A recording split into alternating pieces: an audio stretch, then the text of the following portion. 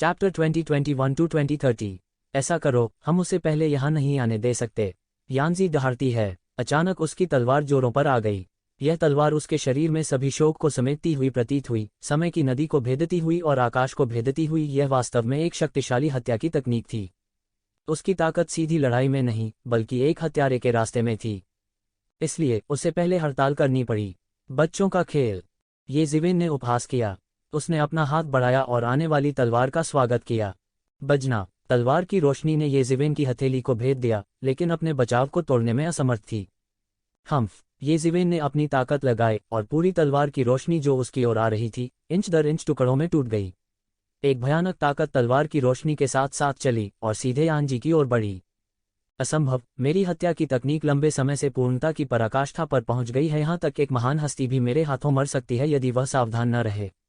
वह इसे एक हाथ से कैसे पकड़ सकता है? उसका भौतिक शरीर औसत दिग्गज शख्सियत से भी मजबूत है। यानजी अपनी आंखों में डर को छिपा नहीं सकी, लेकिन इससे पहले कि वह कुछ सोच पाती, राक्षसी और भयानक शक्ति ने तुरंत उसके शरीर को उड़ा दिया। पफ, उसने मुंह भर खून उगल दिया और उसका पूरा शरीर तोप के गोले की तरह पीछे की ओर उड़ गया। वह लगातार अपनी चोटों को दबाते हुए शून्य में पलट गई। कुछ कलाबाजी के बाद, जैसे कोई ड्रैगनफ्लाई पानी की सतह पर तैरती है, वह अंत में बड़ी मुश्किल से भयानक ताकत को दूर करने में कामयाब रही। यानजी ने ये ज़िवेन को ऐसे देखा जैसे वह किसी व्यक्ति को नहीं बल्कि एक राक्षस, एक भयानक राक्षस को देख रही हो। उसने कभी किसी के बारे में नहीं सुना था जो उसकी तलवार की रोशनी को अपने नंगे हाथों से पकड़ सके, उसे देखना तो दूर की बात है। उसके हाथ में तलवार की रोशनी बढ़ने लगी और वह फिर से एक ज़िवेन पर हमला करने वाली थी। लेकिन हत्या की विफलता ने उसे एहसास दिलाया कि यह ये ज़िवेन के खिलाफ प्रभावी नहीं होगा और वह केवल उससे सीधे लड़ सकती है। यानजी के शरीर पर आभा बेतहाशा बढ़ गई और यह यानरुई की तुलना में अधिक मजबूत थी। वे जो स्वर्ग की बंजर भूमि युद्ध टीम में मजबूती से खड़े हो सकते थे, वास्तव में असाधारण थे। जिस तलवार की रोशनी को उसने बुझाया वह तलवारबाजी की एक लंबी नदी की तरह थी। एक पल में यह मिल्की वे की तरह उंडेला और वज्र की तरह एक ज़िवेन की ओर गिरा। लापरवाह मूर्ख, ये ज़िवेन ने इसकी बिल्कुल भी परवाह नहीं की। उसने एक मुक्का मारा और तलवार की रोशनी जिसने पूरे आकाश को घेर लिया था, पूरी तरह से टूट गया। उस भयानक मुट्ठी बल ने शून्य का पीछा किया और यानजी की ओर विस्फोट किया। यानजी पीछे हटता रहा। उसके हाथ में लंबी तलवार की रोशनी के शक्तिशाली बीम को काटती रही, जो मुट्ठी की शक्ति से टकरा गई। वह मुट्ठी की शक्ति को तितर-बितर करना चाहता था। कुछ डर आखिरकार उसकी आंखों में दिखाई दिया। वह एक ही तलवार के वार से चोटी के गहन मृत्युचरण विशेषज्ञ को मार सकती थी। हालांकि उन्होंने लापरवाही से इसे बिखेर दिया था। तलवारों के इतने प्रहार करने के बाद भी वो एक ज़िवेन के मुट्ठी के इरादे को तितर-बितर करने में असमर्थ थी। उसे कितना शक्तिशाली होना था। ये ज़िवेन ने अबाबिल को देखा और उसका पीछा करने ही वाली थी। इस समय यांग ज़ेंटियन मदद नहीं कर सकता था, लेकिन एक चाल चल रहा था। ये ज़िवेन की ताकत ने भी उस पर भारी दबाव डाला। होठों के चले जाने पर उन्होंने अन्योन्याश्रितता के सिद्धांत को समझा। यदि यह अतीत में होता तो वे अपने अहंकार के साथ एक ही समय में एक ही व्यक्ति पर हमला करने से भी बाज नहीं आते। सबसे पहले, यह अनावश्यक था। दूसरे, यह बहुत शर्मनाक होगा। हालांकि यह अब अलग था। यदि उन्होंने कोई चाल नहीं चली और यानजी को मार डाला तो वह मृत्यु से बहुत दूर नहीं होगा। उसने सीधे एक ज़िवेन की तरफ एक मुक्का मारा। वह मुक्केबाजी के एक मार्शल आर्ट ग्रैंड मास्टर भी थे। चौंकाने वाली मुट्ठी की ऊर्जा ये ज़िवेन की ओर फूटी, जिससे पूरा आकाश ढह गया। एक पल में सबसे मजबूत युद्ध शक्ति भड़क उठी। मौजूदा एक ज़िवेन का सामना करते हुए किसी ने भी पीछे हटने की हिम्मत नहीं की। फिर भी हार नहीं मानी। ये ज़िवेन ने घूर कर देखा और एक कदम आगे बढ़ाया। उन्होंने यांग ज़ेंटियन की मुट्ठी का मुकाबला करने के लिए अपनी मुट्ठी का भी इस्तेमाल किया। बिखरा हुआ सितारा मुट्ठी एक ब्रह्मांड की तरह बह गया और नीचे दबा दिया गया। भयानक मुट्ठी के इरादे ने सब कुछ चकनाचूर कर दिया। बूम, टूटे हुए स्टारफिस्ट का मुट्ठी का इरादा सीधे यांग ज़ेंटियन के मुट्ठी के इरादे से टूट गया और उसकी दिशा की ओर सभी तरह से बह गया। इस समय वह अंततः उस भयानक दबाव को व्यक्तिगत रूप से महसूस कर सकता था जिसका सामना पहले यानजी और यानरुई ने किया था। उसका चेहरा अचानक बदल गया। वह आखिरकार समझ गया कि एक ज़िवेन का क्या मतलब है जब उसने कहा कि अगर वे असामान्य थे तो वह असामान्य लोगों में सबसे असामान्य था। उसकी मुट्ठी ये ज़िवेन को बिल्कुल भी प्रभावित नहीं कर सकती थी, जो मार्शल आर्ट अवतार के साथ जुड़ गई थी। ये ज़िवेन इस समय आसमान में खड़ी थी। वह मुट्ठी कला के ग्रैंड मास्टर की तरह लग रहा था। वह मुट्ठी कला के ऋषि की तरह लग रहा था। उनकी हर एक चाल मुट्ठी कला की सर्वोच्च तकनीक थी। वे गुप्त रूप से मुट्ठी कला के सर्वोच्च सत्य के अनुरूप थे। वह अत्यंत भयानक था। मेरे लिए तोड़ो, मेरे लिए तोड़ो। यांग जेनतियान ने येजिवेन के बिग बैंग स्टारडस्ट फिस्ट को ब्लॉक करने के प्रयास में मुके भेजना जारी रखा। येजिवेन, भाड़ में जाओ। इस समय बू हाओमियाओ, जो मूल रूप से साइड में स्वास्थ्य लाभ कर रहे थे, अंत में एक कदम उठाए बिना नहीं रह सके। इस दुर्लभ क्षण में उन्होंने सीधे हमला किया। उसने देखा कि एक शिवेन की पुरानी ताकत समाप्त हो गई थी और वह अभी तक ठीक नहीं हुआ था। यह कहा जा सकता है कि उसने सैकड़ों लड़ाइयों का अनुभव किया था और उसकी आंखें तेज थीं। उसकी कृपाण की रोशनी एक लंबी नदी की तरह थी जो आकाश को चीरती हुई येजिवेन के शरीर पर गिर रही थी। बूम! एक बड़ी गर्जना के साथ उसका कृपाण प्रकाश सीधे येजिवेन के शरीर पर खड़ा था, लेकिन इसे येजिवेन की महारानी पृथ्वी रोग द्वारा अवरुद्ध कर दिया गया था। तुम अभी भी नहीं समझे। असली ताकत के सामने बाकी सब कुछ तैरते हुए बादलों की तरह है। हालांकि बू हाओमियाओ भी मजबूत था, यह स्पष्ट था कि उसके और हेवन वेस्टलैंड बैटल टीम के 2 सदस्यों के बीच अभी भी एक बड़ा अंतर था। येजिवेन की तुलना में, जो मार्शल आर्ट अवतार के साथ जुड़ गए थे, यह अंतर और भी बड़ा था। इसके अलावा उनकी चोटें पूरी तरह से ठीक नहीं हुई थीं। एक पल में वह येजिवेन द्वारा पकड़ा गया था और आकाश को भरने वाले दाव प्रकाश को सीधे कुचल दिया गया था। फिर येजिवेन ने बू हाओमियाओ के शरीर को पकड़ लिया। बूम! बू हाओमियाओ को सीधे मौके पर ही कुचल दिया गया। यह बेहद भयानक था। गहन मृत्यु क्षेत्र के शिखर पर एक और विशेषज्ञ गिर गया था। दूरी में दर्शक पहले से ही पूरी तरह से सुन्न थे, या दूसरे शब्दों में वे लगभग मौत से डर गए थे। यह ज्ञात होना चाहिए कि उनमें से कई ने गहन मृत्यु क्षेत्र के शिखर पर प्रवेश किया था और वे बू हाओमियाओ की तरह मजबूत भी नहीं थे। अंत में येजिवेन के सामने वे चींटियों की तरह थे और उसने उनमें से एक को एक ही थप्पड़ से मार डाला। उन्होंने उन्नत गहन मृत्यु क्षेत्र में ऐसे क्रूर विशेषज्ञ के बारे में कभी नहीं सुना या देखा नहीं था। भले ही वे प्राचीन पुस्तकों के माध्यम से फ्लिप कर चुके थे, उन्होंने उन्नत गहन मृत्यु क्षेत्र में ऐसा क्रूर विशेषज्ञ कभी नहीं देखा था। वह बिल्कुल असामान्य था। हे भगवान, मुझे ये उम्मीद नहीं थी कि येजिवेन इतनी क्रूर होगी। कोई आश्चर्य नहीं कि वह स्वर्ग बंजर भूमि महल और दिव्य मिलन को उल्टा कर सकता है। यहाँ तक हेवन वेस्टलैंड बैटल टीम को भी उसके हाथों बहुत नुकसान हुआ। ऐसा व्यक्ति बस असामान्य है। सौभाग्य से मैंने अभी हमला नहीं किया, अन्यथा मैं मरने वाला होता। वह बहुत मजबूत है। भले ही वह मार्शल आर्ट अवतार के साथ जुड़ा हुआ है, मैंने कभी किसी को इतना अत्याचारी नहीं देखा। उसके पास कुछ गुप्त या आकस्मिक मुठभेड़ होनी चाहिए जिसके बारे में हम नहीं जानते। बू हाओमियाओ के संयम के बिना येजिवेन का आक्रमण और भी आसान हो गया था और ऐसा लग रहा था कि वह उन दोनों को अकेले दम पर दबाने में सक्षम था।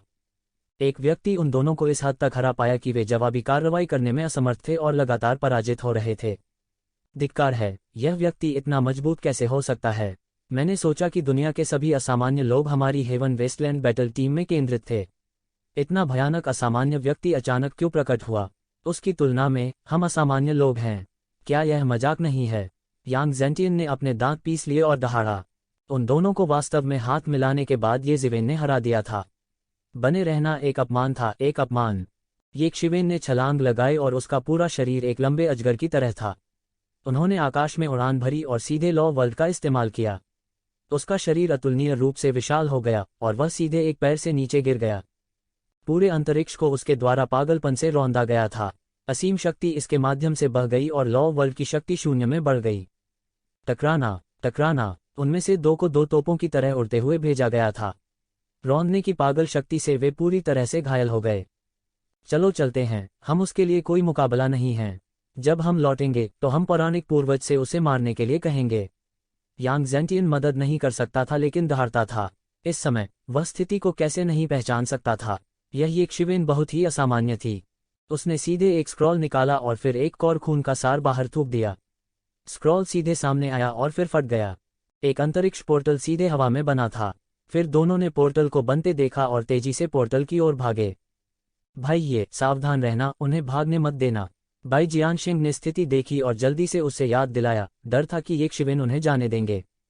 चिंता मत करो, उनमें से कोई भी आज बच नहीं सकता। उसने एक कदम आगे बढ़ाया और वास्तव में पोर्टल के सामने सबसे पहले पहुंचा। उन्होंने एक लात से पोर्टल को मौके पर ही नष्ट कर दिया। यह बल का सामना करने में पूरी तरह से असमर्थ था। आह, मैं तुम्हारे साथ लड़ूंगा। यांग जेंटियन पूरी तरह से पागल हो गए थे। आखिरकार उसके पास बचने का एक मौका था, लेकिन येजिवेन ने उसे वैसे ही पूरी तरह से नष्ट कर दिया था। उसकी मुट्ठी की ऊर्जा एक राक्षसी तूफान की तरह थी जिसने येजिवेन को ढक लिया था। हम्फ! येजिवेन ने ठंडी सूंघी और इन तूफानों को सफाई से तोड़ दिया। फिर उसने पलट कर मुक्का मारा। टकराना। यांग जेंटियन को मौके पर ही चोट लग गई और उसका शरीर मौके पर ही फट गया। उसका शरीर पहले से ही बुरी तरह जख्मी हो चुका था और अंत में अब और नहीं टिक सका। खून का सार जो आसमान में भर गया था, उसे भी यक्षविन ने अपने हाथ की लहर से कैद कर लिया था। दूसरी ओर अबाबिल पहले ही बहुत दूर निकल चुका था। वह शुरू से ही मरना नहीं चाहती थी। जबकि येज़िवेन यांग ज़ेंटियन के साथ उलझी हुई थी, वो वास्तव में विपरीत दिशा में भाग गई थी। छोड़ना चाहते हैं, यक्षविन ने उपहास किया और उसका पीछा किया। उसका फिगर थोड़ा हिल गया और अचानक गायब हो गया। जब वह फिर से प्रकट हुआ तो वह अबाबिल को पकड़ चुका था। आंदोलन की यह तकनीक और गति बस चौंकाने वाली थी। अबाबिल को पकड़ने के बाद येज़िवेन को कोई जल्दी नहीं थी। उसने सीधे अपने बड़े हाथ से हवा में अबाबिल को पकड़ लिया। टकराना, अबाबिल चिल्लाया और येज़िवेन ने उसे हवा में पकड़ लिया। अंत में वह अभी भी बच नहीं सकी। येज़िवेन की नज़र शून्य पर पड़ी। शून्य में छिपे हुए विभिन्न विशेषज्ञ और नायक पक्षियों और जानवरों की तरह बिखर गए। क्या मजाक है, कौन इस तरह के एक प्राकृतिक पुरुषवादी सितारे द्वारा लक्षित होना चाहेगा। बाई जियानशिंग और अन्य लोग अभी भी येज़िवेन के सदमे से उबर नहीं पाए थे। वे अविश्वास में लग रहे थे और विश्वास नहीं कर पा रहे थे कि यक्षविन द्वारा इतनी आसानी से उनका वध कर दिया गया। ये हेवन वेस्टलैंड बैटल स्क्वाड की 3 असामान्य और राक्षसी प्रतिभाएं थीं। ऐसी असामान्य और राक्षसी प्रतिभाओं को पालने के लिए कौन जानता था कि कितने प्रतिभाएं उनके हाथों मर गई थीं। यह अज्ञात था कि एक ऐसी असामान्य और राक्षसी प्रतिभा को विकसित करने में सक्षम होने के लिए कितना प्रयास और वित्तीय संसाधन खर्च किए गए थे, लेकिन उनमें से 3 येज़िवेन के हाथों मारे गए थे। स्वर्ग बंजर भूमि महल सबसे अधिक रोएगा। ये शान जबान से थोड़ा बंधा हुआ और अवाक था। उसने मूल रूप से सोचा था कि यह पहले से ही एक बड़ा चमत्कार था कि वह जीवित रह सकता था और अपनी रक्षा कर सकता था। किसने सोचा होगा कि न केवल वह बच गया, बल्कि येज़िवेन ने उन्हें बुरी तरह पीटा भी था। इसे पृथ्वी को चकनाचूर कर देने वाला उलटफेर कहा जा सकता है। बड़े भाई, तुम कमाल हो। निश्चित रूप से उन लोगों का तुम्हारे लिए कोई मुकाबला नहीं है। युन रॉ ने खुश मुस्कान के साथ कहा। मौत से बचने का एहसास बेहद अच्छा था। हालांकि उसकी नसें स्पष्ट रूप से बहुत मोटी थीं। उसने वास्तव में अभिनय किया जैसे कि कुछ भी नहीं हुआ था और इतनी जल्दी उस भयानक उत्पीड़न से उबर गई। भाई, ये वास्तव में अद्भुत है, बाई जियानशिंग ने एक मुट्ठी भर सलामी के साथ कहा। अभिमानी और अहंकारी होते हुए भी उसे हार माननी पड़ी। वह नहीं जानता था कि पहले क्या आश्चर्यजनक था, परंतु अब वह जानता था। और माया ने यक्षविन को जो टकटकी लगाई थी, उसे समझना और भी मुश्किल था। चलो जल्दी करो और जाओ, येज़िवेन ने कहा। उसके पास यहाँ बर्बाद करने का समय नहीं था। अब जब हेवन वेस्टलैंड पैलेस दस्ते के 3 विशेषज्ञों को मारने की खबर सबसे अधिक फैल गई थी, तो हेवन वेस्टलैंड पैलेस के विशेषज्ञ जल्द ही बड़ी संख्या में पहुंचेंगे। अभी अभी उन दिग्गज विशेषज्ञों में हेवन वेस्टलैंड पैलेस के विशेषज्ञ भी थे। इससे भी महत्वपूर्ण बात यह है कि इस खबर के साथ कि प्राचीन पूर्वज धर्म नेता अभी भी जीवित थे और प्रकट हो गए थे, हेवन वेस्टलैंड पैलेस इस मामले को कैसे जाने दे सकता है। प्राचीन पूर्वज धर्म नेता की तुलना में येज़िवेन केवल एक कायुक्त त्वचा रोग था। उससे निपटने के लिए एक महान व्यक्ति पर्याप्त था। लेकिन प्राचीन पूर्वज संप्रदाय के मास्टर अलग थे। दिग्गज शख्सियतों में भी वह कमजोर नहीं थे। कितने लोग ऐसे शक्तिशाली अस्तित्व को जाने देने का साहस करेंगे। बहुत जल्द वे दिग्गज शख्सियतें वापस आएंगी, इसलिए उसके पास ज्यादा समय नहीं बचा था। यह सोचकर उसकी और रुकने की हिम्मत न हुई। वह जल्दी से उनमें से कुछ को विशाल वृक्ष की ओर ले गया। पूरा पेड़ बहुत बड़ा था। यह एक स्तंभ की तरह था जिसने आकाश को सहारा दिया था, क्योंकि यह आकाश में उड़ गया था। उन्होंने जल्दी से सभी को पकड़ लिया और पूरे पेड़ पर चढ़ गए। हालांकि यक्षविन ने उम्मीद नहीं की थी कि पूरे पेड़ के अंदर एक बड़ी जगह बन जाएगी। इसके अंदर कई लकड़ी के राक्षस रह रहे थे और प्रजनन कर रहे थे। इसका मतलब यह था कि वृक्ष के पूर्वज जानरान अपने शरीर को त्यागना चाहते थे और इसे दिव्य साम्राज्य के एक क्षेत्र में बदलना चाहते थे। यदि वे सफल हुए तो वे इस विधि का उपयोग अपनी दिव्य अग्नि को प्रज्वलित करने और देवता बनने के लिए कर सकते थे। हालांकि यह कुछ ऐसा था जो केवल पौधे प्रकार के बिजली घर ही कर सकते थे। यदि अन्य कुलों के शक्तिघरों को ऐसा करना था तो यह लगभग मृत्यु को प्रणाम करने जैसा था। यक्षविन की तरह वह सोच भी नहीं सकता था कि उसके शरीर में एक छेद होना कैसा होगा। जैसे ही उसने वृक्ष के पूर्वज के आंतरिक स्थान में प्रवेश किया, मिंगक्सिन प्राचीन वृक्ष जो चुपचाप जीवित था और ये जीवेन के शरीर में विकसित हो रहा था, अचानक हिंसक रूप से हिल गया और रंगीन दिव्य प्रकाश के गुच्छे फूट पड़े। क्या गलत? बाई जियानशिंग ने देखा कि येज़िवेन अचानक रुक गई और वह सतर्कता से पूछने के अलावा और कुछ नहीं कर सकती थी। उसकी आंखें चारों ओर घूम गईं, इस डर से कि येज़िवेन को कुछ मजबूत दुश्मन मिल गए हैं।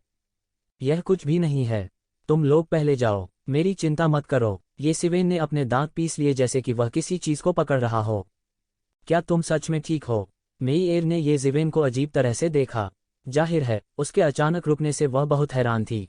चिंता मत करो, मैं ठीक हूँ। तुम लोग अंदर जाओ और मैं बाद में वापस आऊँगा। अगर तुम अभी नहीं जाओगे तो अच्छी चीज़ें ले ली जाएंगी, ये ज़िवेन ने मुस्कराते हुए कहा। चूंकि ये ज़िवेन ने ऐसा कहा था, हालांकि वे थोड़े हैरान थे और उन्हें कुछ संदेह था, फिर भी वे एक के बाद एक चले गए।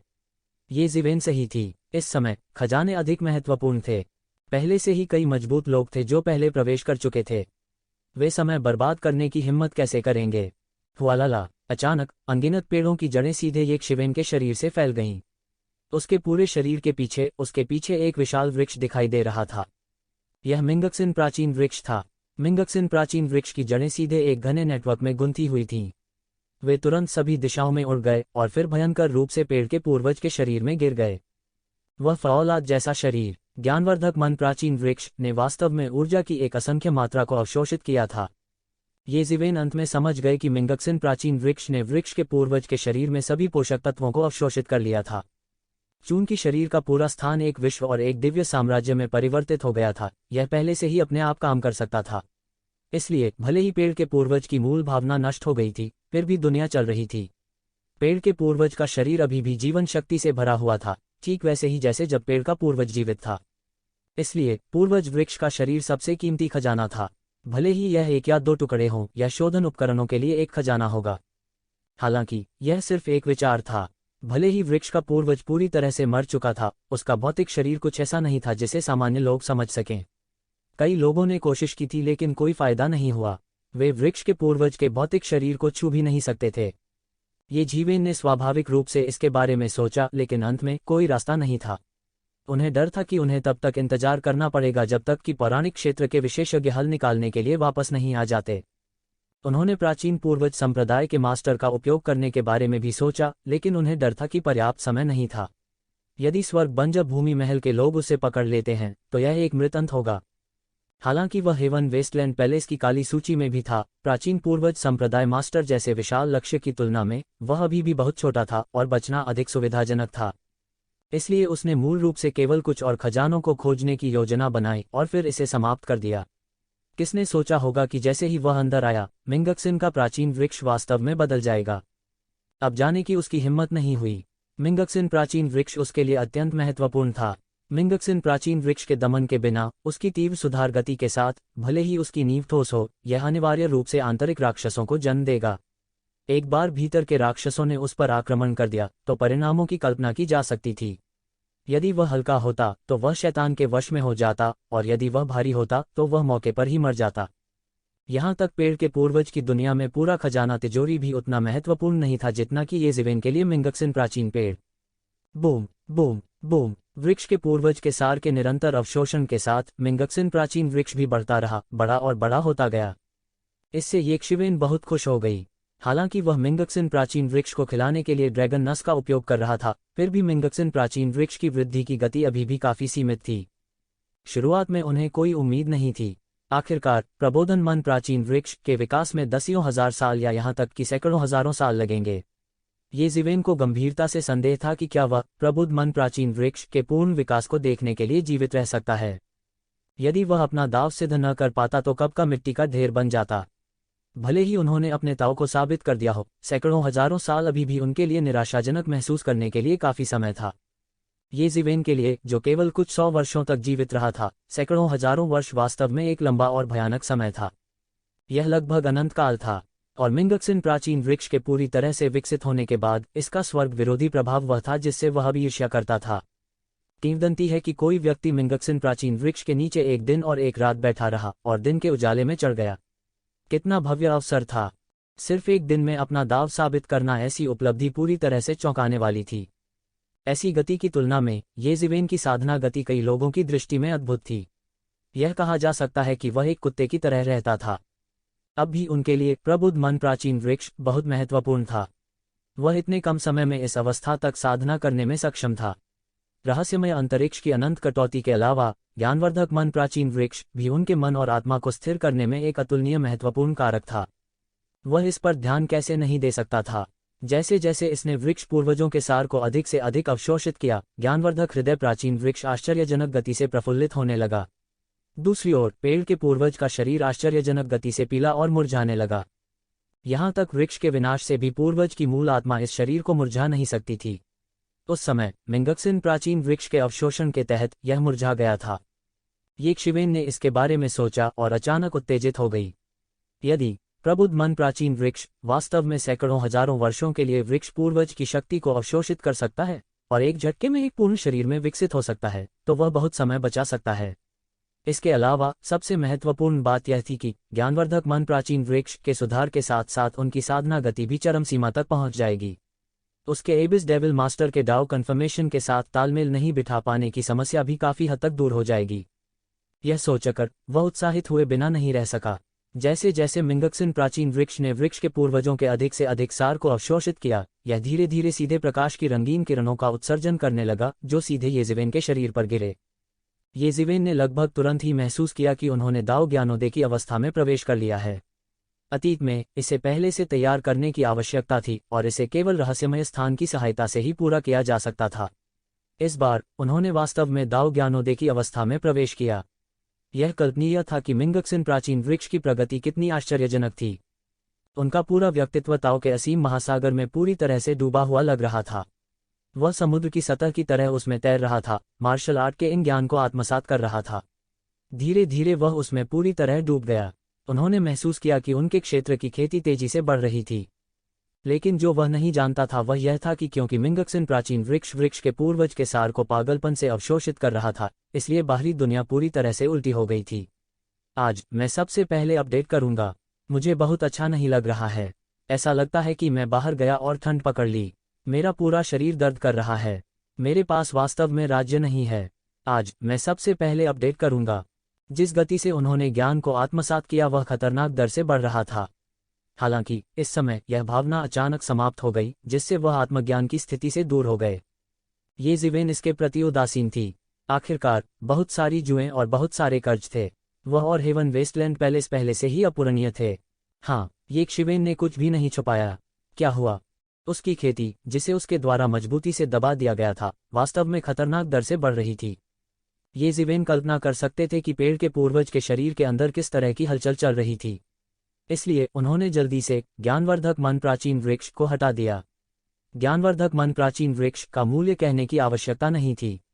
उन्हें डर था कि ज्ञानवर्धक मन प्राचीन वृक्ष को मिथक क्षेत्र के विशेषज्ञों की अथक खोज का सामना करना पड़ेगा यदि इसे किसी के द्वारा खोजा गया था। येजिवेन बाहरी दुनिया की अराजकता से पूरी तरह अनजान थी। उसके पास इसकी परवाह करने का समय नहीं था। वह बस दुख और सुख के बीच भटक रहा था, स्वर्ग और नर्क के बीच भटक रहा था। ओवांग दायरे और गहरी मौत के दायरे के बीच की खाई को तर्क से नहीं मापा जा सकता है। उसने यह नहीं पूछा कि येशिवेन क्यों नहीं गया, हालांकि उन्हें अभी भी लगा कि यह अफसोस की बात है। येजिवेन ने रास्ते में बहुत योगदान दिया था, लेकिन वह इस तरह समाप्त हुआ। यह अफसोस की बात थी। यह अचानक ऐसा कैसे हो गया? उन्होंने राहत की सांस ली। सौभाग्य से वह समय पर रुक गया, अन्यथा वह मौके पर ही गहन मृत्युलोक के शिखर तक पहुंच गया होता। यह दिखाने के लिए पर्याप्त था कि प्रबुद्ध मन प्राचीन वृक्ष असाधारण था। यह भी खास प्रजातियों में से एक थी, नहीं तो इतनी ताकत डालने से भी उसकी मौत हो जाती। काफी देर बाद पता ही नहीं चला कि कितनी देर हो गई। उसे केवल ऐसा लगा जैसे 1000 साल बीत गए, 10,000 साल बीत गए, क्योंकि हर सेकंड की भावना 100 गुना, 1000 गुना बढ़ जाती है। यह ऐसा था जैसे पहाड़ की धारा नीचे गिर रही हो। वृक्ष पूर्वज का सार भी उनके प्रबुद्ध मन प्राचीन वृक्ष द्वारा पूरी तरह से अवशोषित किया गया था। क्या यह मूल आत्मा के विनाश से संबंधित हो सकता है? हर कोई यह पता लगाने की कोशिश कर रहा था कि क्या हो रहा है, लेकिन इसका कोई फायदा नहीं हुआ। सब कुछ बहुत अचानक हुआ था और यह बहुत तेज था। यह ऐसा था जैसे पानी का एक कुंड किसी चीज से चूसा गया हो। यह बेहद तेज था। हालांकि वह फिर भी बाई जियानशिंग की बात से सहमत था और कहा, हाँ चलो जल्दी करो और चले जाओ। लेकिन इस बार तुम्हें बहुत कुछ हासिल करना चाहिए था। उन्होंने महसूस किया कि उनका क्षेत्र तेजी से बढ़ रहा था क्योंकि उन्होंने अधिक ज्ञान और महान दाव के सिद्धांतों को आत्मसात कर लिया था। जब उसने इस बारे में सोचा तो वह हार नहीं मान सका। अब जब बात यहाँ तक आ पहुंची थी तो वह केवल बलपूर्वक ही सहन कर सकता था। अगर वह इसे सहन कर सकता है तो लाभ असीमित होंगे। यदि वह ऐसा नहीं कर पाता तो उसके पिछले सभी प्रयास व्यर्थ चले जाते। इस एहसास ने उन्हें बेहद असहज कर दिया था। यह ऐसा था मानो वह अचानक स्वर्ग से नश्वर संसार में गिर गया हो। ये एहसास भी बहुत शानदार था। येशिवेन को पहले से ही जवाब पता था। अब जब उनके पास अपने दिमाग को स्थिर करने के लिए प्रबुद्ध मन प्राचीन वृक्ष था तो उन्हें चिंता करने की बिल्कुल भी आवश्यकता नहीं थी। वह खुलेआम घूम सकता था। यह ऐसा था जैसे भयंकर महासागर पर एक अतिरिक्त जहाज था। वह चुपचाप उसके ऊपर समुद्र की भव्यता को महसूस कर सकता था। लेकिन अगर वह उसके पास नहीं होता तो वह समुद्र में डूब जाता। या यह कुछ और है। हालांकि प्रबुद्ध मन प्राचीन वृक्ष इसे पूरी तरह से स्वीकार कर सकता था। यह अपने आप में पहले से ही बहुत आश्चर्यजनक था। वृक्ष के पूर्वज के सार को आत्मसात करना स्पष्ट रूप से कुछ ऐसा नहीं था जिसे थोड़े समय में किया जा सके। इसलिए ये ज़िवेन के दिल में कुछ अटकलें थीं। एक साधारण व्यक्ति ने अगर यह सुना होता तो सोचता कि वह पागल हो गया है। एक सामान्य व्यक्ति के पास चाहकर भी ऐसा अवसर नहीं होता। हालांकि जब उन्हें ऐसा मौका मिला था तो उन्होंने उसे छोड़ दिया था। भाई ये, क्या तुम अभी भी यहीं हो? क्या तुम अभी तक नहीं गए? भाई जियानशिंग ने कुछ अजीब तरीके से पूछा। उन्होंने ये ज़िवेन के साथ प्राप्त की गई कुछ संपत्ति को साझा करने की भी कोशिश की थी। हालांकि ये ज़िवेन ने चतुराई से उन सभी को मना कर दिया था। क्या वह उन्हें बताएगा कि उसने पहले ही इस यात्रा का सबसे बड़ा लाभ प्राप्त कर लिया है, पूर्वज वृक्ष का हृदय? उस रहस्यमय स्थान ने उन्हें विभिन्न मार्शल आर्ट के रहस्यों का विश्लेषण करने में अधिक से अधिक मदद की थी। वह भी ज्ञान का एक रूप था। हालांकि इसकी तुलना ज्ञान की इस अवस्था से नहीं की जा सकती थी। निश्चित रूप से मेई, एर और अन्य लोग ज्ञानवर्धक मन प्राचीन वृक्ष प्राप्त करने के बाद वापस चले गए थे। उनके चेहरे कुछ खिले हुए थे। हाँ, कम या ज्यादा, भाई जियानशिंग ने विनम्रता से कहा। हालांकि उनके चेहरों की मुस्कान बता रही थी कि वे बेहद खुश हैं। यह स्पष्ट था कि उन्हें इस बार बहुत अधिक लाभ प्राप्त हुआ था। यह अफसोस की बात है कि आप नहीं गए, भाई ये। फिर भी वह पहले से ही काफी संतुष्ट था। अन्य आकस्मिक मुठभेड़ों का सामना केवल संयोग से ही हो सकता है। किसी को भी उम्मीद नहीं थी कि प्रबुद्ध मन प्राचीन वृक्ष इतना क्रूर होगा। इसने पूर्वज वृक्ष के सभी सार को अवशोषित कर लिया था। ये ज़िवेन ने महसूस किया कि उसका साधना स्तर भी आश्चर्यजनक गति से बढ़ रहा था। बहुत से लोग अपनी आंखें रोकर रोने वाले थे। वे स्वर्गीय खजाने जो उन्होंने प्राप्त नहीं किए थे, सब कुम्हला गए थे। ये ज़िवेन गहन मृत्यु क्षेत्र में एक पोवांग विशेषज्ञ के साथ तुलना करना चाहती थी। उसे सभी पहलुओं में एक पोवांग विशेषज्ञ के बराबर होने की जरूरत थी। सबसे महत्वपूर्ण बात यह है कि ज्ञानोदय के मामले में उनकी तुलना पोवांग विशेषज्ञ से की जानी चाहिए। तभी उसके पास एक पोवांग विशेषज्ञ की तुलना में लड़ने की ताकत होगी। ऐसा लग रहा था जैसे एक पल में सब कुछ बूढ़ा हो गया हो। पूर्वजों के पेड़ से पैदा हुए कई स्वर्गीय खजाने भी आश्चर्यजनक गति से सूख गए थे। वह जानता था कि ऐसी स्थिति अत्यंत दुर्लभ थी। इस तरह की स्थिति जहां पूर्वज वृक्ष का सार पागलपन से लीक हो रहा था, ऐसी परिस्थितियों में ही हो सकता है। हालांकि यह केवल यही कहा जा सकता है कि योजनाएं वर्तमान स्थिति में परिवर्तनों के साथ नहीं चल सकती। अब पूर्वज वृक्ष के शरीर के भीतर की स्थिति एक ग्रह या दुनिया की तरह थी जो मुरझाने की अवधि में प्रवेश कर चुकी थी। यह एक लंबी कहानी है। मुझे नहीं पता कि ट्रीफादर का मांसल शरीर अचानक क्यों मुरझा गया। यह ऐसा है मानो सैकड़ों हजारों वर्षों की शक्ति को किसी ने चूस लिया हो। मुझे नहीं पता कि यह किस पौराणिक आकृति ने किया है, लेकिन जो भी हो, यह बहुत खतरनाक है। यहां से बाहर हो जाओ। भाई जियानशिंग ने आह भरी और कहा, मुझे डर है कि वे दिग्गज हस्तियां जल्द ही वापस आएंगी। जब वह समय आएगा तो हम बड़ी मुसीबत में पड़ जाएंगे। हालांकि अगर वह इसे निकालने के लिए रहस्यमय स्थान पर भरोसा करना चाहता था तो उसे अज्ञात राशि खर्च करने की आवश्यकता होगी। मूल रूप से उन्होंने 10 साल तक एकांत में खेती करने और इस प्रक्रिया को पूरा करने के लिए नामलेस डाउ कॉलेज में प्रवेश करने के लिए इस अवसर का उपयोग करने की योजना बनाई थी। उस समय, यह समय की बात होगी इससे पहले कि वह गहन मृत्यु क्षेत्र में कदम रख सके और एक पोवांग विशेषज्ञ के साथ तुलना की जा सके। वह कैसे नहीं समझ सका। सब कुछ बहुत स्पष्ट था। पूर्वज वृक्ष के पूरे शरीर का सार, सबसे अधिक संभावना पूरी तरह से ज्ञानवर्धक मन प्राचीन वृक्ष द्वारा अवशोषित कर लिया गया था। ठीक एक क्षण पहले की तरह, अगर यह प्रबुद्ध मन प्राचीन वृक्ष के लिए अपने मन को स्थिर करने के लिए नहीं होता तो वह इतनी बेरहमी से समझने की हिम्मत नहीं करता। कोई नहीं जानता था कि क्या हुआ है। कोई नहीं जानता था कि क्या हुआ है। यह पहले से बिल्कुल अलग था, जिससे हर कोई पूरी तरह से दंग रह गया था। वह सोच रहा था कि समझ की स्थिति इतनी चौंकाने वाली क्यों है। आमतौर पर, भले ही वह प्रबुद्ध मन प्राचीन वृक्ष और रहस्यमय स्थान का एक साथ उपयोग करता हो, वह इतनी उत्कृष्ट स्थिति तक नहीं पहुंच पाएगा। क्या बकवास चल रहा है। पुरखों के पेड़ का शरीर अचानक क्यों मुरझा गया।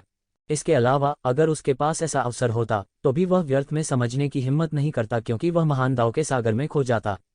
उसका पूरा व्यक्तित्व ग्रेट डाउ में खो जाएगा और ग्रेट डाउ का हिस्सा बनकर सीधे उसमें विलीन हो जाएगा। कुछ लोगों के लिए यह एक उच्च बनाने की क्रिया थी। हालांकि ये ज़िवेन के लिए यह मूल रूप से मौत को दावत दे रहा था। उन लाभों की तुलना में जो उन्होंने प्राप्त किए थे, हालांकि बाई जियानशिंग और अन्य लोगों ने काफ़ी कुछ प्राप्त किया था, वे स्पष्ट रूप से तुलना नहीं कर सकते थे। हालांकि उन्हें अभी भी एक लो प्रोफाइल रखना था। नहीं, अभी नहीं। उनकी स्पष्टता का शेष निशान भी चिल्ला रहा था, सफलता की इस भावना को रोकने के लिए एक रास्ता खोजने की कोशिश कर रहा था जो एक पहाड़ की धार की तरह मूसलधार बारिश में गिर रही थी। यदि वह अभी गहन मृत्युलोक के शिखर पर कदम रखना चाहता है तो यह केवल कुछ ही मिनटों की बात होगी। हालांकि अगर वह लड़ाई की ताकत हासिल करना चाहता था जिसकी तुलना पोवांग दायरे से की जा सकती थी, जैसा कि उसने मूल रूप से कल्पना की थी, तो वह अभी भी इससे बहुत दूर था। इस समय ये ज़िवेन अभी भी लगातार महान दाव के सागर में घूम रही थी। समझने की यह अवस्था बहुत दुर्लभ थी और आम दिनों में शायद ही कभी देखी जाती थी।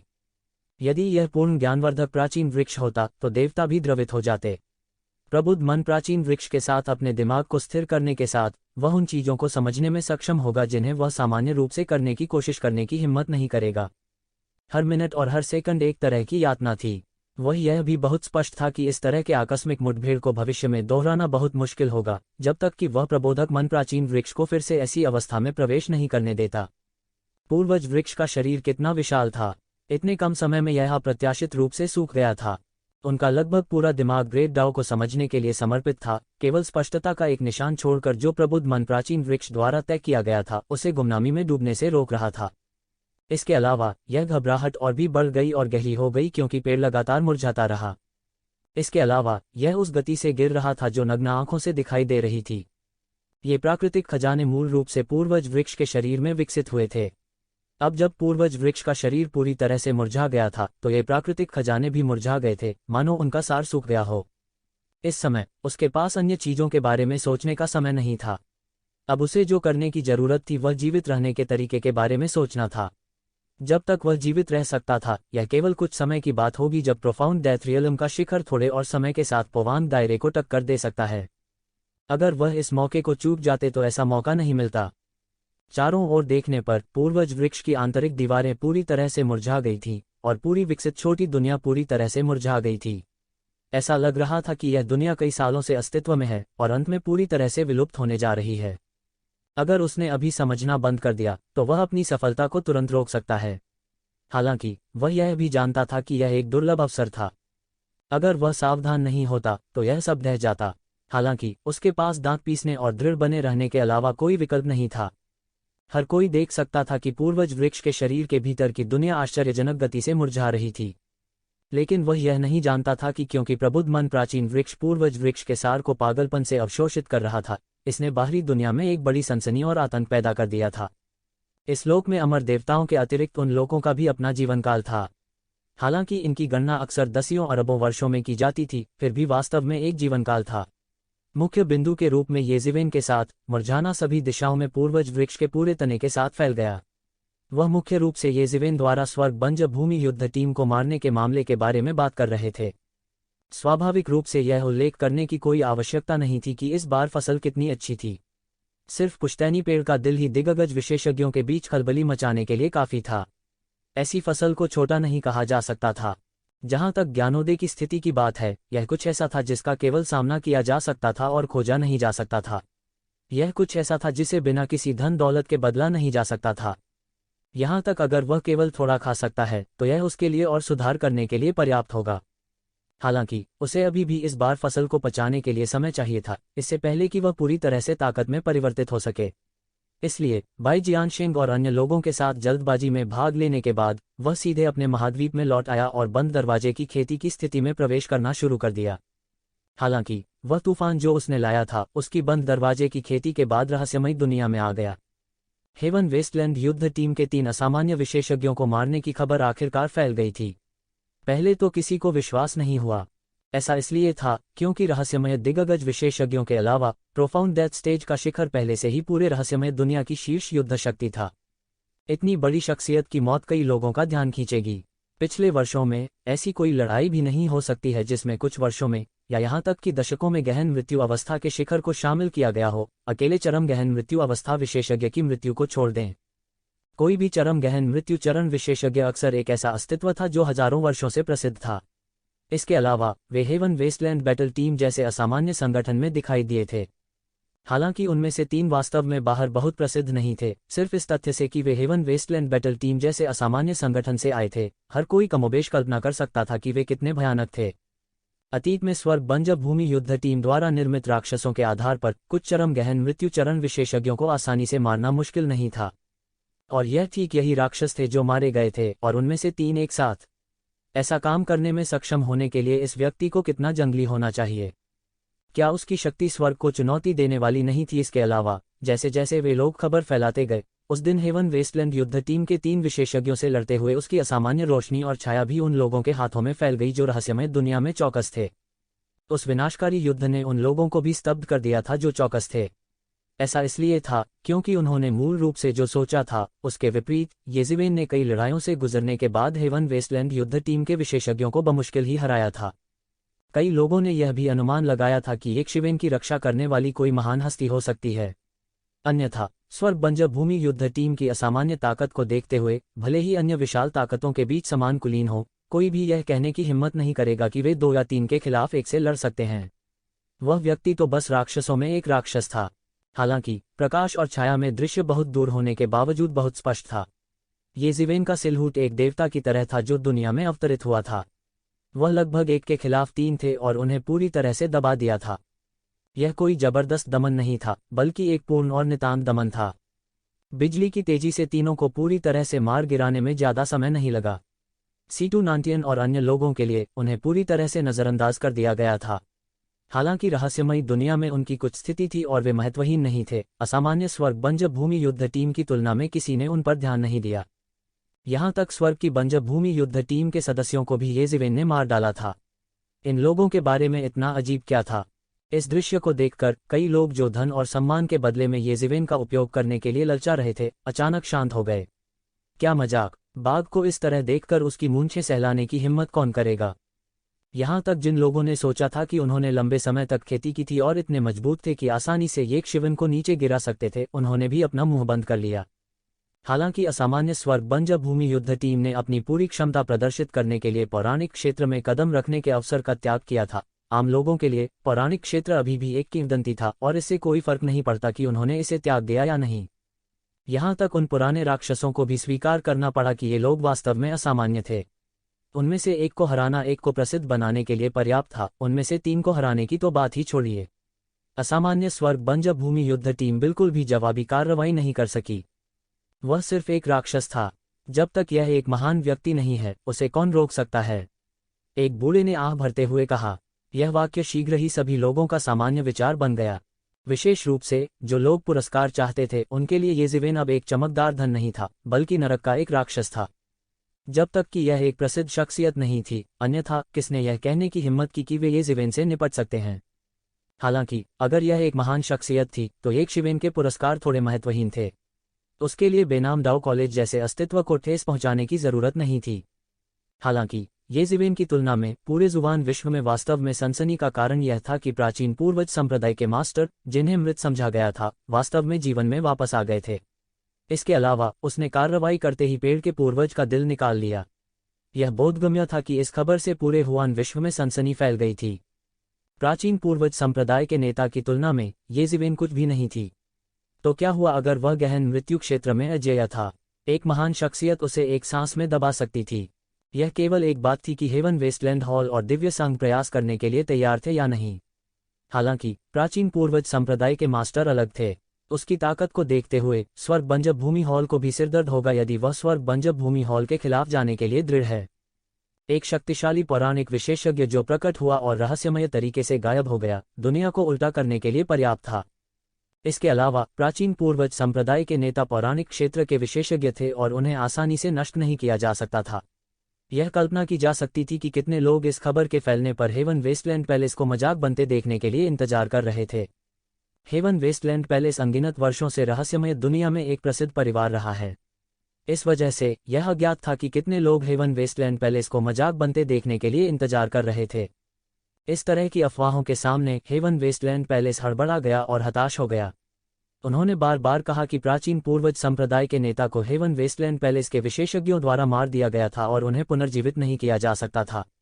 हालांकि यह स्पष्ट था कि बहुत से लोग हेवन वेस्टलैंड पैलेस की अफवाहों के खंडन पर विश्वास नहीं करते थे। क्या मजाक, कितने लोगों ने इसे अपनी आंखों से देखा था। किसी महान हस्ती ने भी इसे देखा था। क्या ऐसा हो सकता है कि सभी ने गलत देखा हो? एक व्यक्ति ने गलत देखा तो समझ में आता था, लेकिन यह कहना कि सभी ने गलत देखा था, सभी को नीचा दिखाना था। इसके अलावा इस तरह की भारी अफवाहों के सामने यहाँ तक हेवन वेस्टलैंड पैलेस भी चिंतित होने के अलावा और कुछ नहीं कर सका। आखिर झूठा था तो ठीक था। अगर यह सच होता तो इसके परिणाम अकल्पनीय होते, क्योंकि केवल वे ही जानते थे कि प्राचीन पूर्वज संप्रदाय के नेता को वास्तव में अंतिम क्षण में ले जाया गया था। हालांकि यह पहले से ही पुष्टि की जा चुकी थी कि प्राचीन पूर्वज संप्रदाय के नेता को मार दिया गया था। क्या हमेशा? क्या हुआ अगर नहीं था? क्या होता अगर प्राचीन पूर्वज संप्रदाय के नेता ने अपनी मौत को नकली बना दिया होता?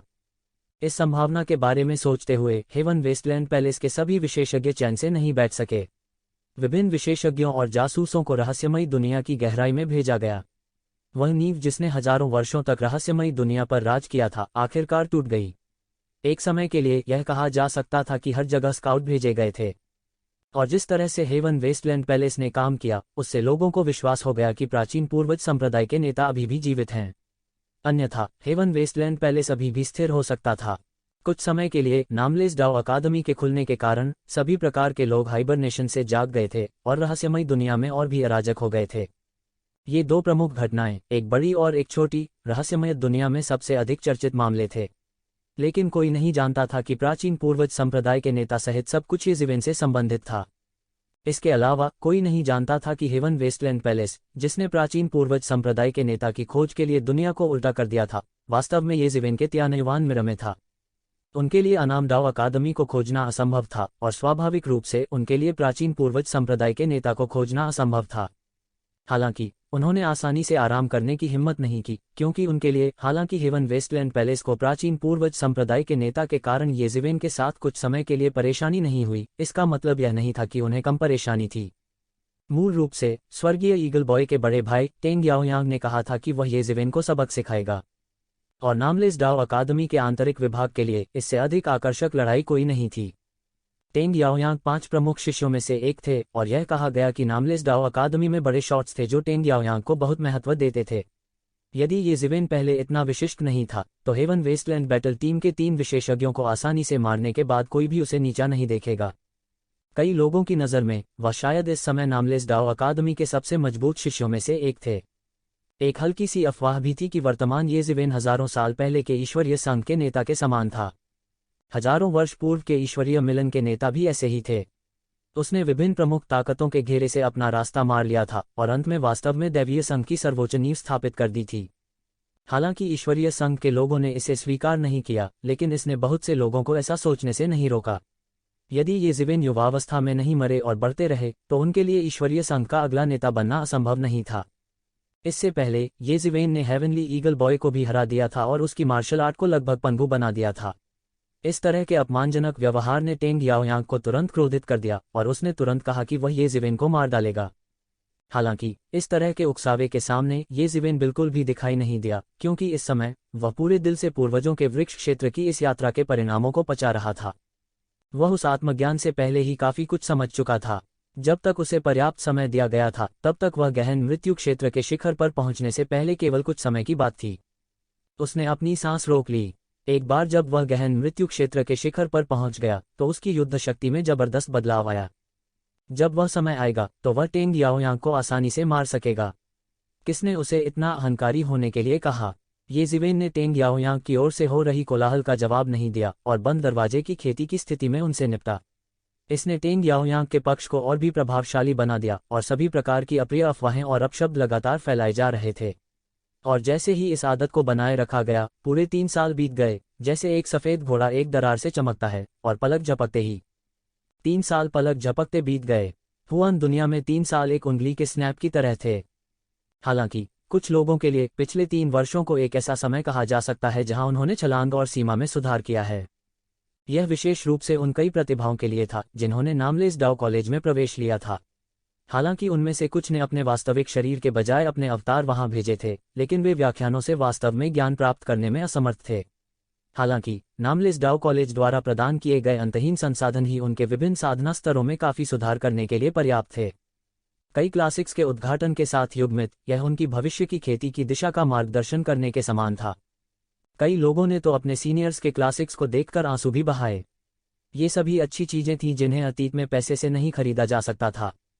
इसीलिए लोगों ने कहा कि नामलेस डाउ कॉलेज में प्रवेश करना, भले ही वह केवल 10 वर्षों के लिए ही क्यों न हो, एक पूर्ण परिवर्तन लाएगा। जैसे ही शक्तिशाली विशेषज्ञों की सफलताओं की खबर फैली, नामलेस डाउ कॉलेज ने एक पल में अनगिनत निगाहें खींच लीं। कई विशेषज्ञ जो मध्य चरण या देर चरण गहन मृत्यु क्षेत्र में फंस गए थे, वे गहन मृत्यु क्षेत्र के शिखर तक पहुंच गए। वे लेजेंड दायरे से केवल एक कदम दूर थे। एक समय के लिए यह कहा जा सकता था कि प्रतिभाएं इकट्ठी हो गई थीं, जैसे कि नामलेस डाउ कॉलेज में पूरे हुआन वर्ल्ड का भाग्य और आत्मा क्यूई इकट्ठा हो गया हो। विशेष रूप से 5 शिष्य, Jun Dingtian, young master ghost fortune, young master sky fox और कुछ अन्य। वे फसल की मलाई थे, पुरानी पीढ़ी के कई विशेषज्ञों को हराकर तुरंत प्रसिद्ध हो गए। उनमें से जून डिंगटियन, यंग मास्टर गुई यून और अन्य लोगों ने हेवन वेस्टलैंड बैटल टीम को चुनौती दी थी और प्रमुख ताकतों के शीर्ष अभिजात वर्ग के साथ लड़ाई लड़ी थी। वे जीत भी गए। इस तरह के युद्ध के रिकॉर्ड ने जुबान वर्ल्ड में कई बड़े शॉट्स को झकझोर दिया। यह पीढ़ी पूरी तरह से विकसित हो चुकी थी। कौन यह कहने की हिम्मत करेगा कि यह पीढ़ी परिपक्व नहीं हुई थी? हालांकि उन्हें अभी मिथक के दायरे में प्रवेश करना था, यह केवल कुछ समय की बात थी। कई गहन दायरे के विशेषज्ञ जो कई वर्षों से हावी थे, अब उनका मुकाबला नहीं कर रहे थे। वे विलाप किए बिना नहीं रह सकते थे कि नई पीढ़ी पुरानी पीढ़ी से आगे निकल गई और पुरानी पीढ़ी समुद्र तट पर मर गई। इन उत्कृष्ट जूनियर्स की तुलना में उनमें जरा भी अहंकार नहीं था। जब भी ये लोग बाहर जाते थे, उनके साथ पौराणिक शख्सियतों की तरह व्यवहार किया जाता था। आखिरकार कोई नहीं जानता था कि उनमें से कोई पौराणिक क्षेत्र में कदम रखेगा या नहीं। बेशक इनमें से किसी से भी निपटना आसान नहीं था। उदाहरण के लिए, जून डिंगटियन अनगिनत लोगों का ध्यान था।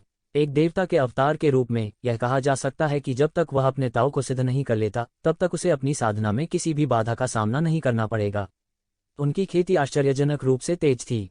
बहुत से लोग उसे पकड़ना चाहते थे और उसके दिमाग से एक देवता की यादों को खोदकर निकालना चाहते थे।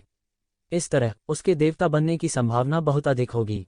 यहाँ तक कि ईश्वरीय संघ के नेता भी उनकी ओर आकर्षित थे। दिव्य संघ के नेता ने भी यह बात फैला दी थी कि वह जून डिंगटियन को चर्चा के लिए आमंत्रित करने की उम्मीद कर रहे थे।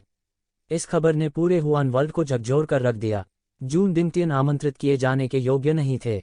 आखिरकार वह एक देवता का पुनर्जन्म था। हालांकि कोई नहीं जानता था कि वह कितना जाग गया था, उसकी पहचान को ही कम करके नहीं आंका जाना था।